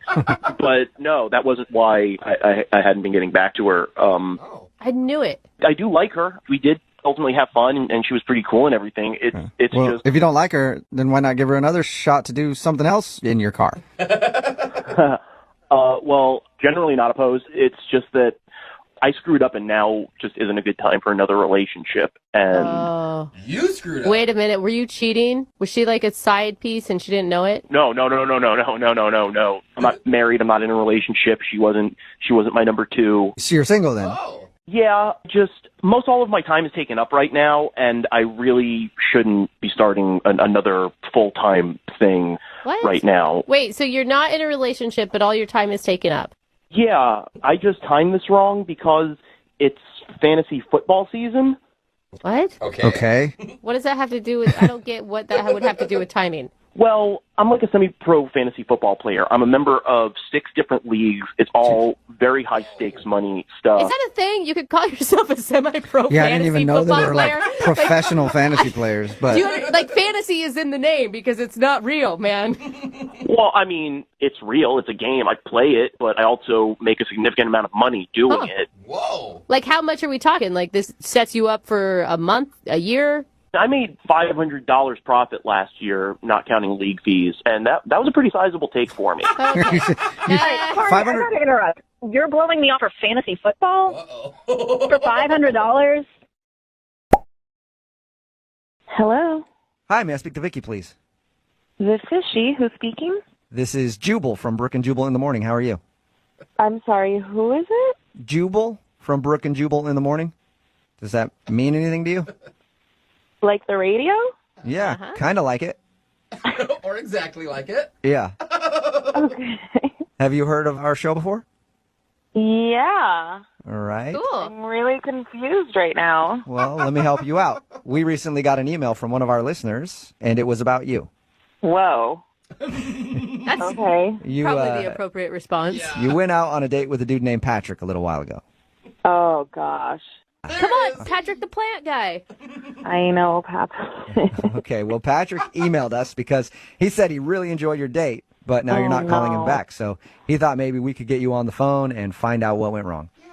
Wow, okay. I'm hoping that you just have like a reasonable excuse. Like, you've been out of town for work. Patrick was a great guy. You're ready to give him another shot. Not quite. Oh, really? So what'd you think of Patrick? He was really nice. I mean, he's pretty awkward, but he means well. Yeah. Okay. Those are positives. So nice overall, though. Yeah, sure. Yeah, sure. Can I tell you what he told us about your date, and then you see if you agree? Please. Okay. So he said that when you guys went out, he took a plant along with him. Mm-hmm. And he does that so he can have an icebreaker to start a conversation. He said that it made you laugh. Like, I mean, who wouldn't laugh at that situation? I was laughing, but I think it was for a different reason than he thought. What do you Like mean? you were Was- laughing at him and not with him. Well, you're not going to believe this, but this is not the first time this year that I go out with a dude who brings a plant. What? What? You've gone out with a plant guy before, Patrick the plant guy? I know. It's totally unbelievable, but it's true. Where are you meeting these men? In like an arboretum or something, or a greenhouse? No, I was completely shocked, and then I realized what was going on. Why you must be putting some sort of bring a plant on the date vibe out. I don't know. What was going on? So after the first time that happened to me, I was really weirded out, and then I thought, well, that guy's just a creep. So I didn't think about it any further. But then after Patrick did it too, I was like, something's going on. I got to figure it out. Yeah, what's this horrible trend of dudes taking plants on dates? So after I went out with Patrick, I got home and I Googled it. And sure enough, I found it on a dating blog. I guess it's a way for guys to break the ice when they're out with a girl. Oh, it's like a self-help type thing? Yeah, I mean, this is for guys who really have trouble talking to women who get like sweaty hands, and I guess it's supposed to help. That's so sweet, though. So now there's a new trend among guys that I haven't heard of yet of bringing plants with you so that you can talk to your date. Oh, no. Yeah, and he even used some of the suggested moves that I read. So I think that's when I was like, okay, no. What are the suggested... Wait, you have to tell me what the suggested moves are. Well, one of them that I read was to order a beer for the plant and then pour it in. And sure enough, he did. So he's stealing all of his moves from this dating blog. So good, though. I mean, it just wasn't original. And I Yeah. just wanted him to be himself. And you run the risk of getting that plant hammered, and we know how mouthy they can be when they're drunk. Handsy, too.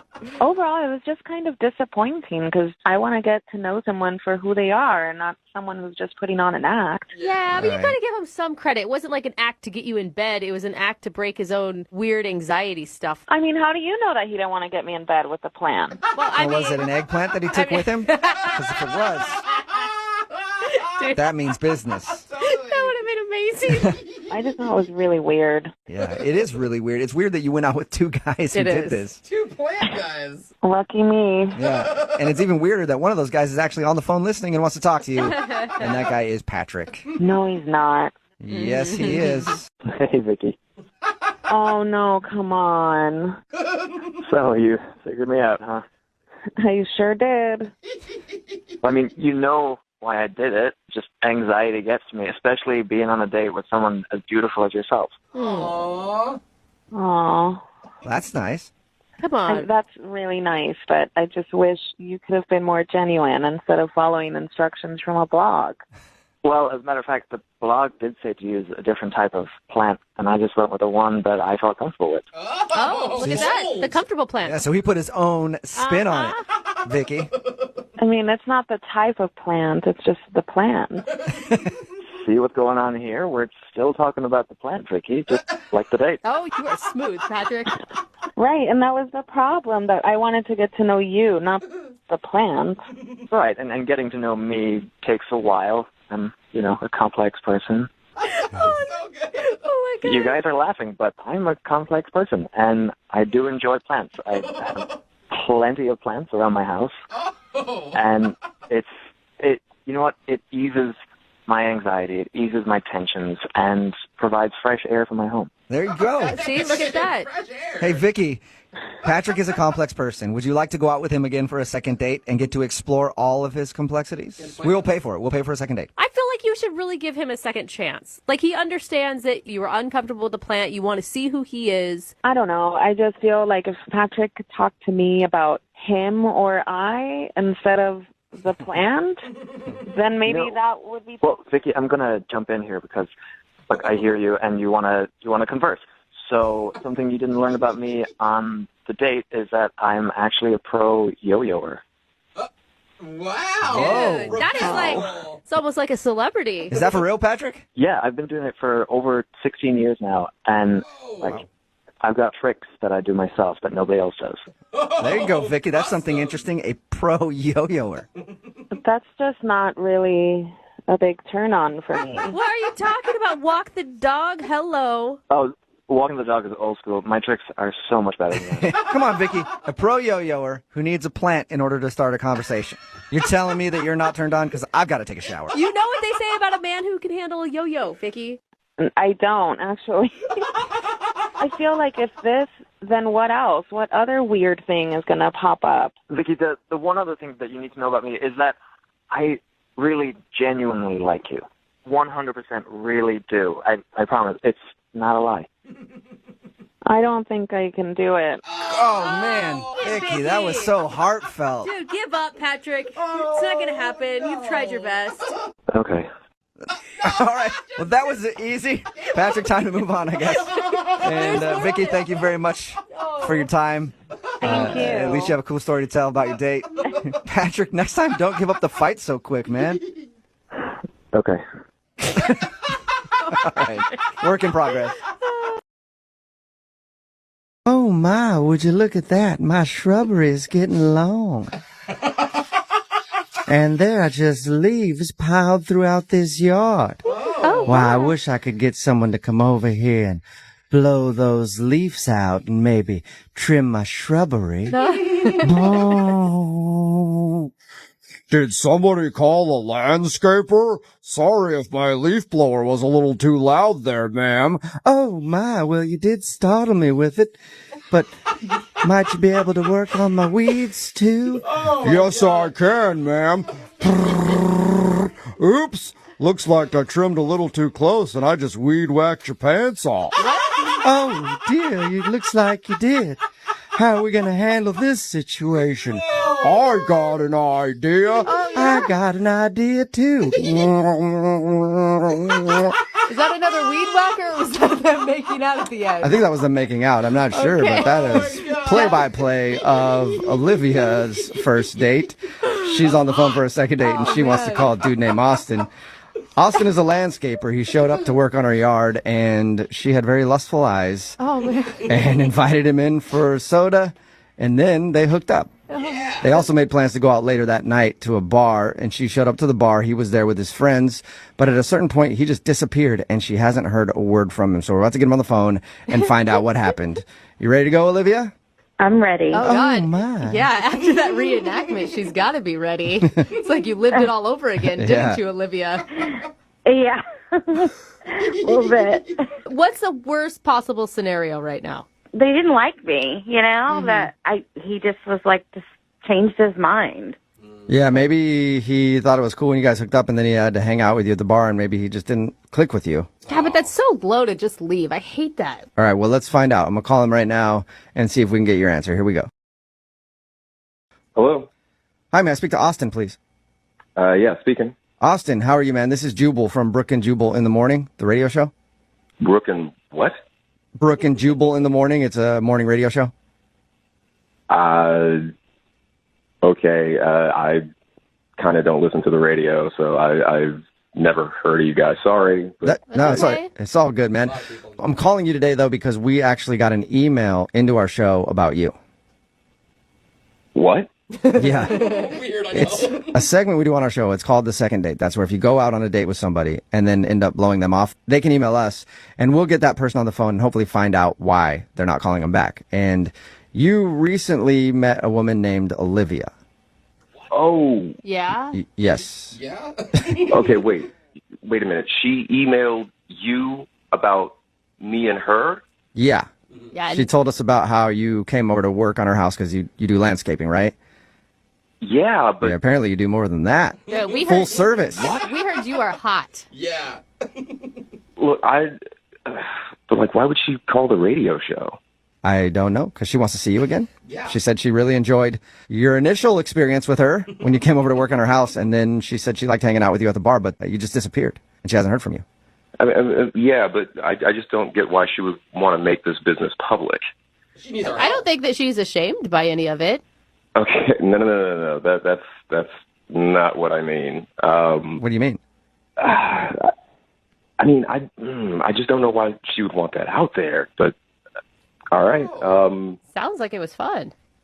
I mean, it was until we were at the bar later on, and we were shooting some pool, and I went to go get some another round of drinks, and this guy comes up to me. Never seen this guy before in my life. Okay. But he bows up on me, and he says, "I know you slept with my wife." Wait, what? Wife? Yeah, exactly. I'm like, what? I don't know what you're talking about.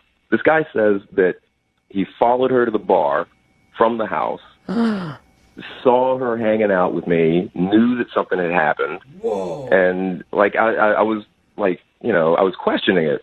Like, is this guy messing with me? So I asked him some questions. I asked him a little bit about the house. He knew everything about the house. He knew everything about the lawn. And I... Wow. But So that is you really think weird. Olivia is married?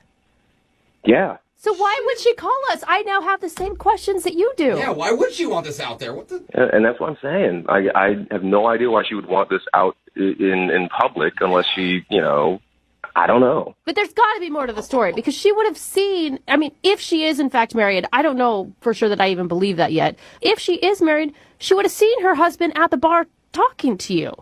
Thing is, the pool is in its own area in the bar, so it's like in another room, so she might not have actually seen him. That would be so weird for him to just approach you and not approach her. Like, what kind of self-control do you have to have? No, I don't know. Maybe he did, but he was basically just talking to me, and he threatened me. He basically said, you're not seeing her anymore, you're not talking to her. What? He basically said that I couldn't landscape at the place anymore. Oh, damn! You lost a client too. After all that, I don't want to get in any more trouble with my job, so I took off. I was out. Yeah, understandable. But why didn't you respond to her text messages like, hey, I'm not writing back because you have a husband? I'm not getting in the middle of that. I didn't mean to get in the middle of it in the first place, but after I met the guy, it's like, no, I'm not going to be texting with his wife. But she can't awful, be. Austin. I feel like she can't be married if she's willing to do a second date with us and everything else. There's got to be more to the story. I don't know. I know who does know. It's Olivia, and she's actually on the other line listening and wants to talk to you. You want to talk to her? Unless she's hung up. What? Olivia, are you there? Yeah, I'm here. What are you doing? I'm not married. Really? I don't know what you're talking about or who you're talking about. Are you 100% sure? Are you sure? I mean, yeah, I'm not married. Why would I call them? If I were married, that would be stupid. I mean, it's pretty stupid unless you think you're getting away with it. I mean, your husband knows. I don't have a husband. I'm not married. Okay, wait, are you divorced? Do you have a crazy ex-boyfriend? Have you hooked up with anyone else? I don't know who this guy is. But he knew everything about you. In the house. This dude is 5'10". He's got brown hair. He was wearing a plaid shirt. He's got a tattoo on the forearm. Does it say Olivia? Literally, you're describing every guy at the bar. I mean, that's like, I'm not married. I have no idea. Well, I don't know. It just seemed legit to me. Look, Austin, didn't we have a good time? I mean, that's what you should be thinking about. It was good, right? That part of it, yeah, but your husband also saw that too. What? What? He saw? He was watching. What? When he was talking to me at the bar, he said, "I saw what you did." How could he see? Apparently, they got some sort of drop cam in the house, and he saw it. Olivia, are you married? He set up a camera? What do you mean he set up a camera? It sounds like you know something, Olivia. Yeah, who's he? No, I mean, that's not what I meant. You are lying. You're married.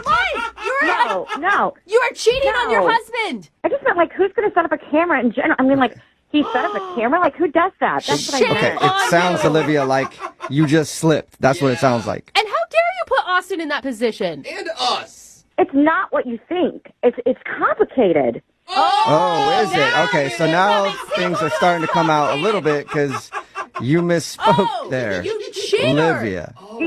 Don't try to paint me as this bad person. You don't know me. Okay, but we don't know you. Yeah, but because we thought you were like just single, living in a house, hooking up with the landscaper, and we find out that you have a husband. You have no idea what my life is like, and it's complicated. There's more to the story. Well, don't bring other people into your mess. Keep your mess to yourself if it's that complicated. You know what? If you were in my shoes, you would have done the same thing. Okay, so now you're admitting it.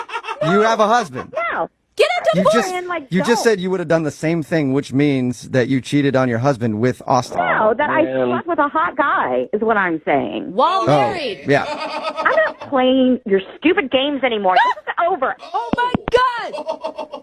Hello? Wow. Hey, Austin. I am sorry, Wow. Austin. Yeah, I'm sorry so- for doubting your story. Sounds like she's sure married, and that dude you talked to was her husband. Listen, like I'm usually all for that kind of stuff, but I don't. Austin, don't say that. Yeah, I can understand that. Oh, that is crazy. The thing is, Austin, you think about it, there's videotape of you out there now. Oh, see, I just don't want to get in trouble with my job. That's the thing. And if my boss found out that I did that again, then he'd be totally upset. Again, Austin. Austin. Yeah, man, I think you maybe have learned your lesson now. Yeah. Hello? Hi, may I speak to Taylor, please? Yeah, this is her. Hey, Taylor, how are you? This is Jubal from Brooke and Jubal in the Morning. I'm good. Good. Are you familiar with the radio show? I mean, I've heard of it. Cool. Have you ever heard us do something called a second date? No. You haven't? Okay. Well, I'll tell you what it is. It's where if you go out on a date with somebody, right, and then end up not calling them after, they email us to see if we can get you on the phone and find out what went wrong. So you recently met a dude, and now you're not calling him back, and he asked us for help. Oh. Wow. Okay, that's really awkward. I'll say some names to you, and you tell me if they ring a bell. Milt. Have you gone out with a Milt lately? No. How about Chester? What are you, we haven't talked to Chester or Milt. No Chesters, no Milts. What about a Nick? Yes. That'd be the one. Okay. Surprise. Nick. It would be more shocking, actually, if it was Chester. I know. Nick told us about how he met you at that escape room and shared some drinks with you and thought that he was going to see you again, but now you're not calling him back and he's wondering why. Oh, wow. This is very weird. I mean, the way he painted the picture is that you guys had a delightful time together. Yeah, I guess so. That doesn't sound like a ringing endorsement. Yeah, I suppose it was fine. Was there something that Nick did wrong? No, there's nothing he did. He told us about your friends getting into a fight in the escape room, the boyfriend and girlfriend. Was that the awkward thing that somehow made you not want to go out with him? Oh, he told you about that? Well, he said that a couple of your friends got into an argument, and then the two of you went over to try to help smooth things out. Like you talked to his girlfriend, and he talked to his friend, and then everything was good. That's all he said? Yeah. Yeah, it's just like a really awkward situation. I don't know if I should talk about it. Is it awkward for your friends or for Nick? Mostly for my friends, yeah, and me. Really? Oh, and you. It was awkward for me.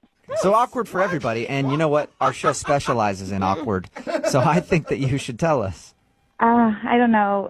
Well, more importantly than us, how about Nick? Because Nick really wants to know why you're not calling him back. Okay, the thing is, like, I kind of lied to Nick when I was out with him. You lied to him about what? About why our friends were fighting. Well, didn't he know why they were fighting? No, he did not.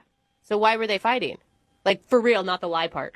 Basically, they were fighting because the guy was texting me, and his girlfriend found out about it. Wait, what? We mean like texting you like he was trying to make you his side piece or something? Like, what do you mean? He was just sending me, like, really flirty texts. Whoa. And when you guys were in the escape room? No, it was before this, and I was like, hey, I told my girlfriend, I was like, your boyfriend is texting me, and she just decided to bring it up in the middle of this escape room. What? Oh my God. I have so many questions, but one is why on earth would you ever agree to go into an escape room with a boyfriend who's hitting on you and his girlfriend? I don't, that's a good question. That was Yeah. bad. Looking back on it, it's probably not a good idea. Yeah, it was a bad decision. So they were arguing about you. Yeah. But what does that have to do with Nick and why you wouldn't be calling Nick back? I just don't want to get in a relationship where our friends are like arguing and I'm the cause of it. I just want to stay away from all of it. Oh, it sounds like so much good drama, though, doesn't it? Not for me. I'm kidding. Speaking of good drama, Nick is actually on the phone listening to this conversation and wants to talk to you. What? Are you serious? Yeah, I am, unless he's hung up. Nick, are you there? Hey, Taylor. Hello. Hey. How's it going? Fine. Yeah, everything's fine. You knew why they were fighting? And it was all because of you? Yeah, pretty much. Yeah. Why did you feel like you had to lie to me? I feel like we had a good time. Like, I just didn't want to involve you more than you already were involved because it was just so weird. And Nick, don't you think that's a positive thing? I mean, for once she was trying to tamp down the drama instead of bring it up. yeah, I guess. It's just still a little suspicious. Yeah. Suspicious? What do you mean suspicious? I don't know. I mean, I don't know how you guys met. Are you guys still texting at all? And, is it still happening? No, we are not texting. No. Snapchatting? I do not. Using that None of the above. Oh, okay. And you were never texting with him, right? You were just a recipient. Yeah, I in no way encouraged him. Well, how can I know that you're telling the truth about all this? My buddy wouldn't just come on to you for no reason. You would have had to have done something or encouraged it. What? Right? Okay, we're talking about Dan. Of course he would. That guy's a pervert. Dan is not a perv. I've known him for 15 years. We've been through a lot together. He can be a little wild, but he's definitely not a pervert in any way, and he's really faithful. Think about it. The girlfriend was yelling at the boyfriend. If the girlfriend thought that Taylor was involved, she would also be yelling at Taylor. Exactly. Thank you. That's not part of a girl code? No. That just seems the way it is. Whenever somebody cheats, they always blame the person who their significant other cheated on with. Totally. Their significant other had nothing to do with it. I agree there. She'd probably be yelling at Taylor more than her boyfriend. Dan the pervert or whatever his name is. He's not a pervert. If I showed you some of the things he's been texting me, you would say something different. Oh, really? Eggplant emoji. So let me get this straight. You're saying you've never flirted with him. You've never encouraged him to keep texting you, and you guys have never hooked up or done anything? You're the innocent person in this whole thing? Yes, that is what I'm telling you. And Nick, it sounds like you're trying to pin her down and attack her for causing the drama. It just is. Yeah, I've known Dan for so long. It just seems so weird that this would be happening. Yeah, I don't know. I don't know what to think about it. I am telling you the truth. Your friend is a creep. He's been texting me. His girlfriend got mad. I have nothing to do with it. I want to be completely out of it. I don't want to be involved. Is that why you were so anxious to get out of the escape room? Yes, I did not want to be around them. It was a mistake that I went there. Not a total mistake, right? Oh, there we go. The tune is changing. All right, Nick's still in. Hey, Taylor, would you like to go on a second date with Nick? We will pay for it.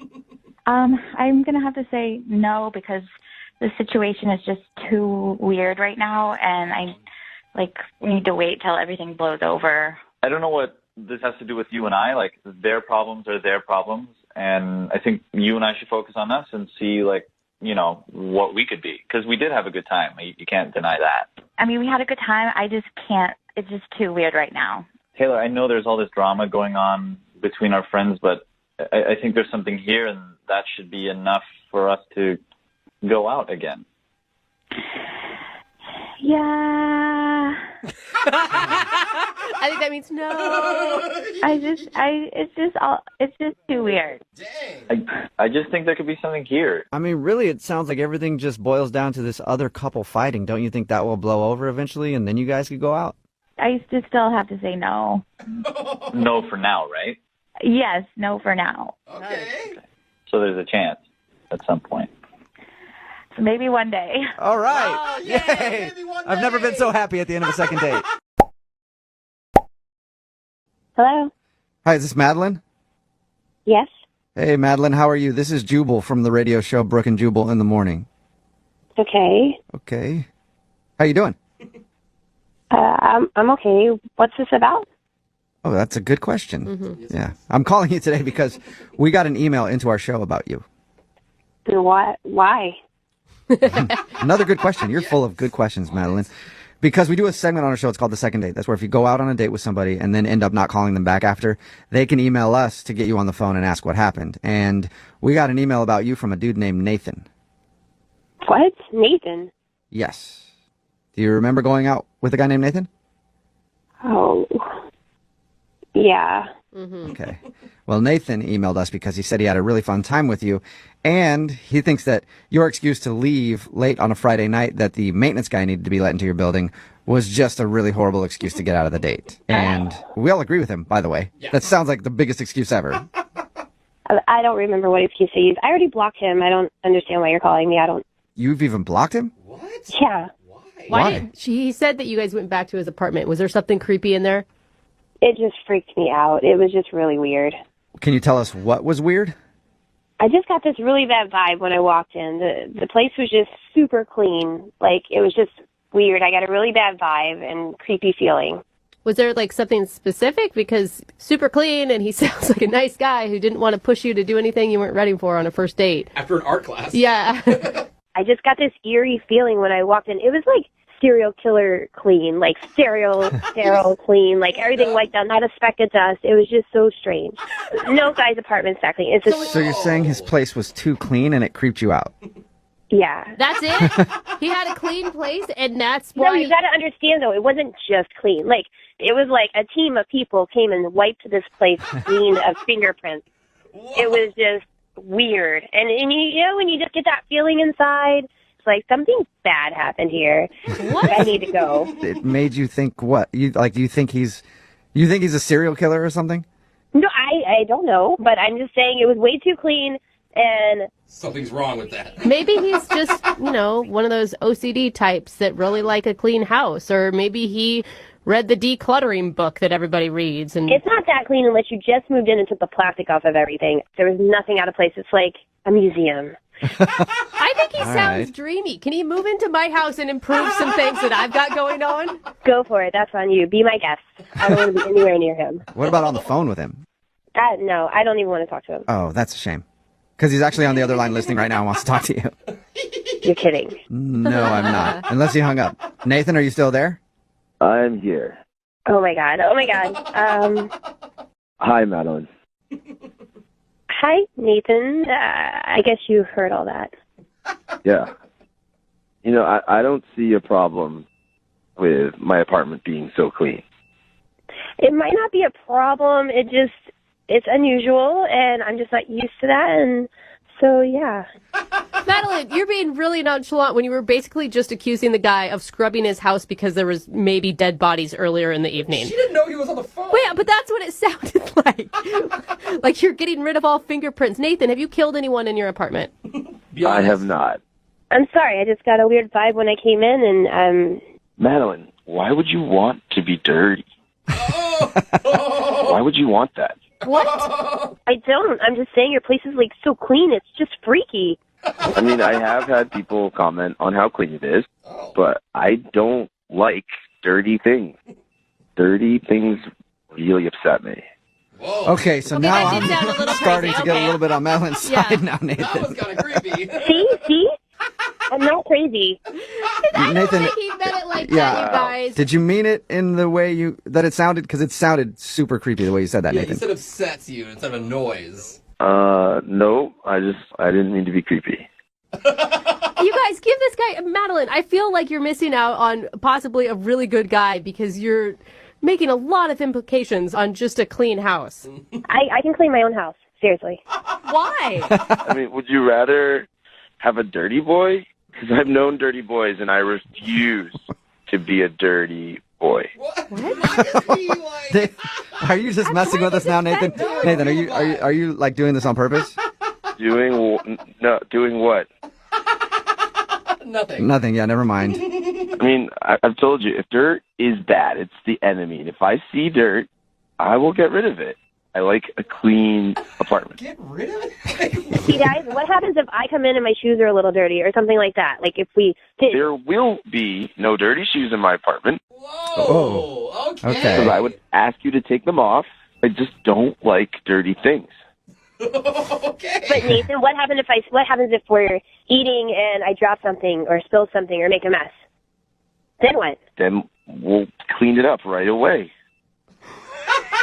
Okay. Are you going to get angry at me? I do not get angry. I just clean the dirt. This is so strange. Huh. Yeah, I mean, Nathan, you're obviously passionate about cleaning. Huh. Very. Madeline, listen, if you come over again, I will show you that we can make something dirty together, and then I will clean it up. Okay. Sounds like a great second. Yeah, it does. On that note, I'm just going to ask you, Madeline, would you like to go out with Nathan on a second date? We will pay for it, even if it's cleaning supplies. As something as that is, I'm okay to not go. Yeah, You sure? I feel like trusting your gut may not be a bad choice for you. Well, Madeline, I'm really bummed that you'd rather date a dirty boy than me. You're making a mistake. Stop saying dirty boy. All right, Madeline, so take care, because the dirty will be judged. Goodbye. Okay, I think you need to do more than just block him. Madeline, are you still there? I'm a little freaked out and scared. I got rid of him with the blocking, and here you guys opened that back up like freaking Pandora's box. He doesn't know anything about you other than your phone numbers and stuff, right? Yeah, he doesn't know anything. He probably doesn't even know my last name. I blocked him on everything. Okay, good. All right. Yeah, you are safe. And I feel sorry for all the dirty boys out there right now because Nathan sounds like he might be fired up to do some cleaning tonight. I hope not. Hello? Hi, can I speak to Eric, please? Yep, this is Eric. Hey, Eric, how are you? This is Jubal from Brooke and Jubal in the Morning. I'm good. Who is this? Jubal from Brooke and Jubal in the Morning, the radio show. Okay. How are you? Fine. May I ask why you're calling? You may, and I will gladly tell you that. You recently went out on a date with one of our listeners, and she asked me to call you and find out what went wrong. It's a segment we do called The Second Date. Oh, okay. I think I've heard of this, actually. Oh, you have? Have you ever heard the segment? No, I haven't. Okay. Well, at least you're kind of familiar with it. Well, congratulations, Eric. A girl named Amanda wanted me to call you today and find out what went wrong on your date. Do you remember going out with Amanda? Yep. You met her at the golf course? Yep. Okay. She said that you guys enjoyed a fun dinner out, at least in her opinion. Was it not fun for you? Yeah, I mean, it was good. It was fine and stuff, but I don't know if I can really talk too much about details or anything like that. Is there anything that you could share with us? Because she says she's tried to text you a few times after going out and you haven't responded at all. She thought things went well enough that you guys would see each other again. Yeah, I mean, she's a nice girl. I just don't know if it's really the best thing for me to give her a call back and pursue it, I guess. You know how it is when somebody doesn't call you back. You sit there and wonder, and you're like, why don't they like me? She really liked you, and she would love to see you again, so. I mean, there's nothing wrong with her. It's just that, after our date, I was kind of telling a couple of my friends about it, and I got kind of a lot of crap from them because they said I probably should not be going out with Amanda. So I don't really know what to do, but I think it's probably best if I just let it go. Do they know Amanda? Yeah, a couple of them do. Okay, and why do they think not going out with her is? Well, I mean, it's nothing to do with Amanda. It's just that it was explained to me, and I thought about it. It makes sense that it's probably not a good idea to go out with somebody that works for me. So. Wait, that works for you? Is that what you just said? Yeah. How did You she? mean she work? How does she work for you? Well, she works at the country club. Okay. Do you own the country club? Well, this is why I didn't really want to get into details or anything, especially like on a radio segment. But yeah, I'm a partial owner of the club. Wow. Score, That's Amanda. awesome, man. She sounded like she had no idea that you were a partial owner. Well, that's good, I guess. I mean, people. I mean, it's nice when people just kind of treat you for the way you are, I guess. So. Okay. But it's not you like didn't. You didn't tell her anything about like what you do and that you own the golf course when you were out with her on your date. Didn't seem relevant. But are you are you really a participant in the golf club? I don't know how it's managed. Like you're not really her boss or anything. Yeah, well, that's kind of why we went on in the first place. I didn't really think about it because I mean, it's not like she's a direct report, but she's still on payroll though, and it's it's a blurry line, I guess. So it's probably just not appropriate. So you feel like dating her is dating one of your employees, and it's bad to mix business and pleasure. Yeah, I mean, I kind of still struggle with this a little bit, because it seems like it's a blurry line, gray line, and it might be okay and stuff. But my friends were pretty adamant about this not being okay. Are your friends also owners? I mean, are they your business partners, or are they just friends giving advice? They're just friends. They don't have anything to do with it. But I tend to take their opinions pretty heavily. So. Did you like going out with her, though? I did. I really liked her, actually. Okay, so why not break a rule then? I mean, I have to think about more than myself and more than Amanda. There could be bigger ramifications. But come on, people meet through the company all the time. Like, it's super common. It happens, and everybody makes it just work. Yeah, but that's when they're regular employees. He's talking about banging the help. I did not just say that. Right, Eric? Wow. I'm not saying anything. Eric, I thank you for being honest. I really do. Yeah, sure. I mean, it's kind of a sticky one, I guess. So yeah, I should also let you know that she's actually on the other line listening. Are you serious? Yeah, I am. That's not cool. Hey, Amanda, say hi to your boss. Hi, Eric. Hi. I don't even know what to say. But I'd be very careful in what you say because Eric apparently has the power to get you fired. Yeah, that's what I hear. Look, I'm really sorry. Oh my God. Yeah, but it's not bad. It's just, I don't know. Yeah. It's not bad for just really unexpected. I can legitimately say this is not you. This is a tricky situation, and I think maybe I screwed up even by asking you out. I'm really sorry. I mean, now that I know the whole story, you don't have to apologize. What happens now? I mean, like I just said, legitimately, it's not you. I mean, I really think you're great, and I had a really good time, and I think you're intelligent and vivacious, and I like a lot of things about you. I'd like to get to know you better, but it's, You do own a golf course throwing around words like vivacious.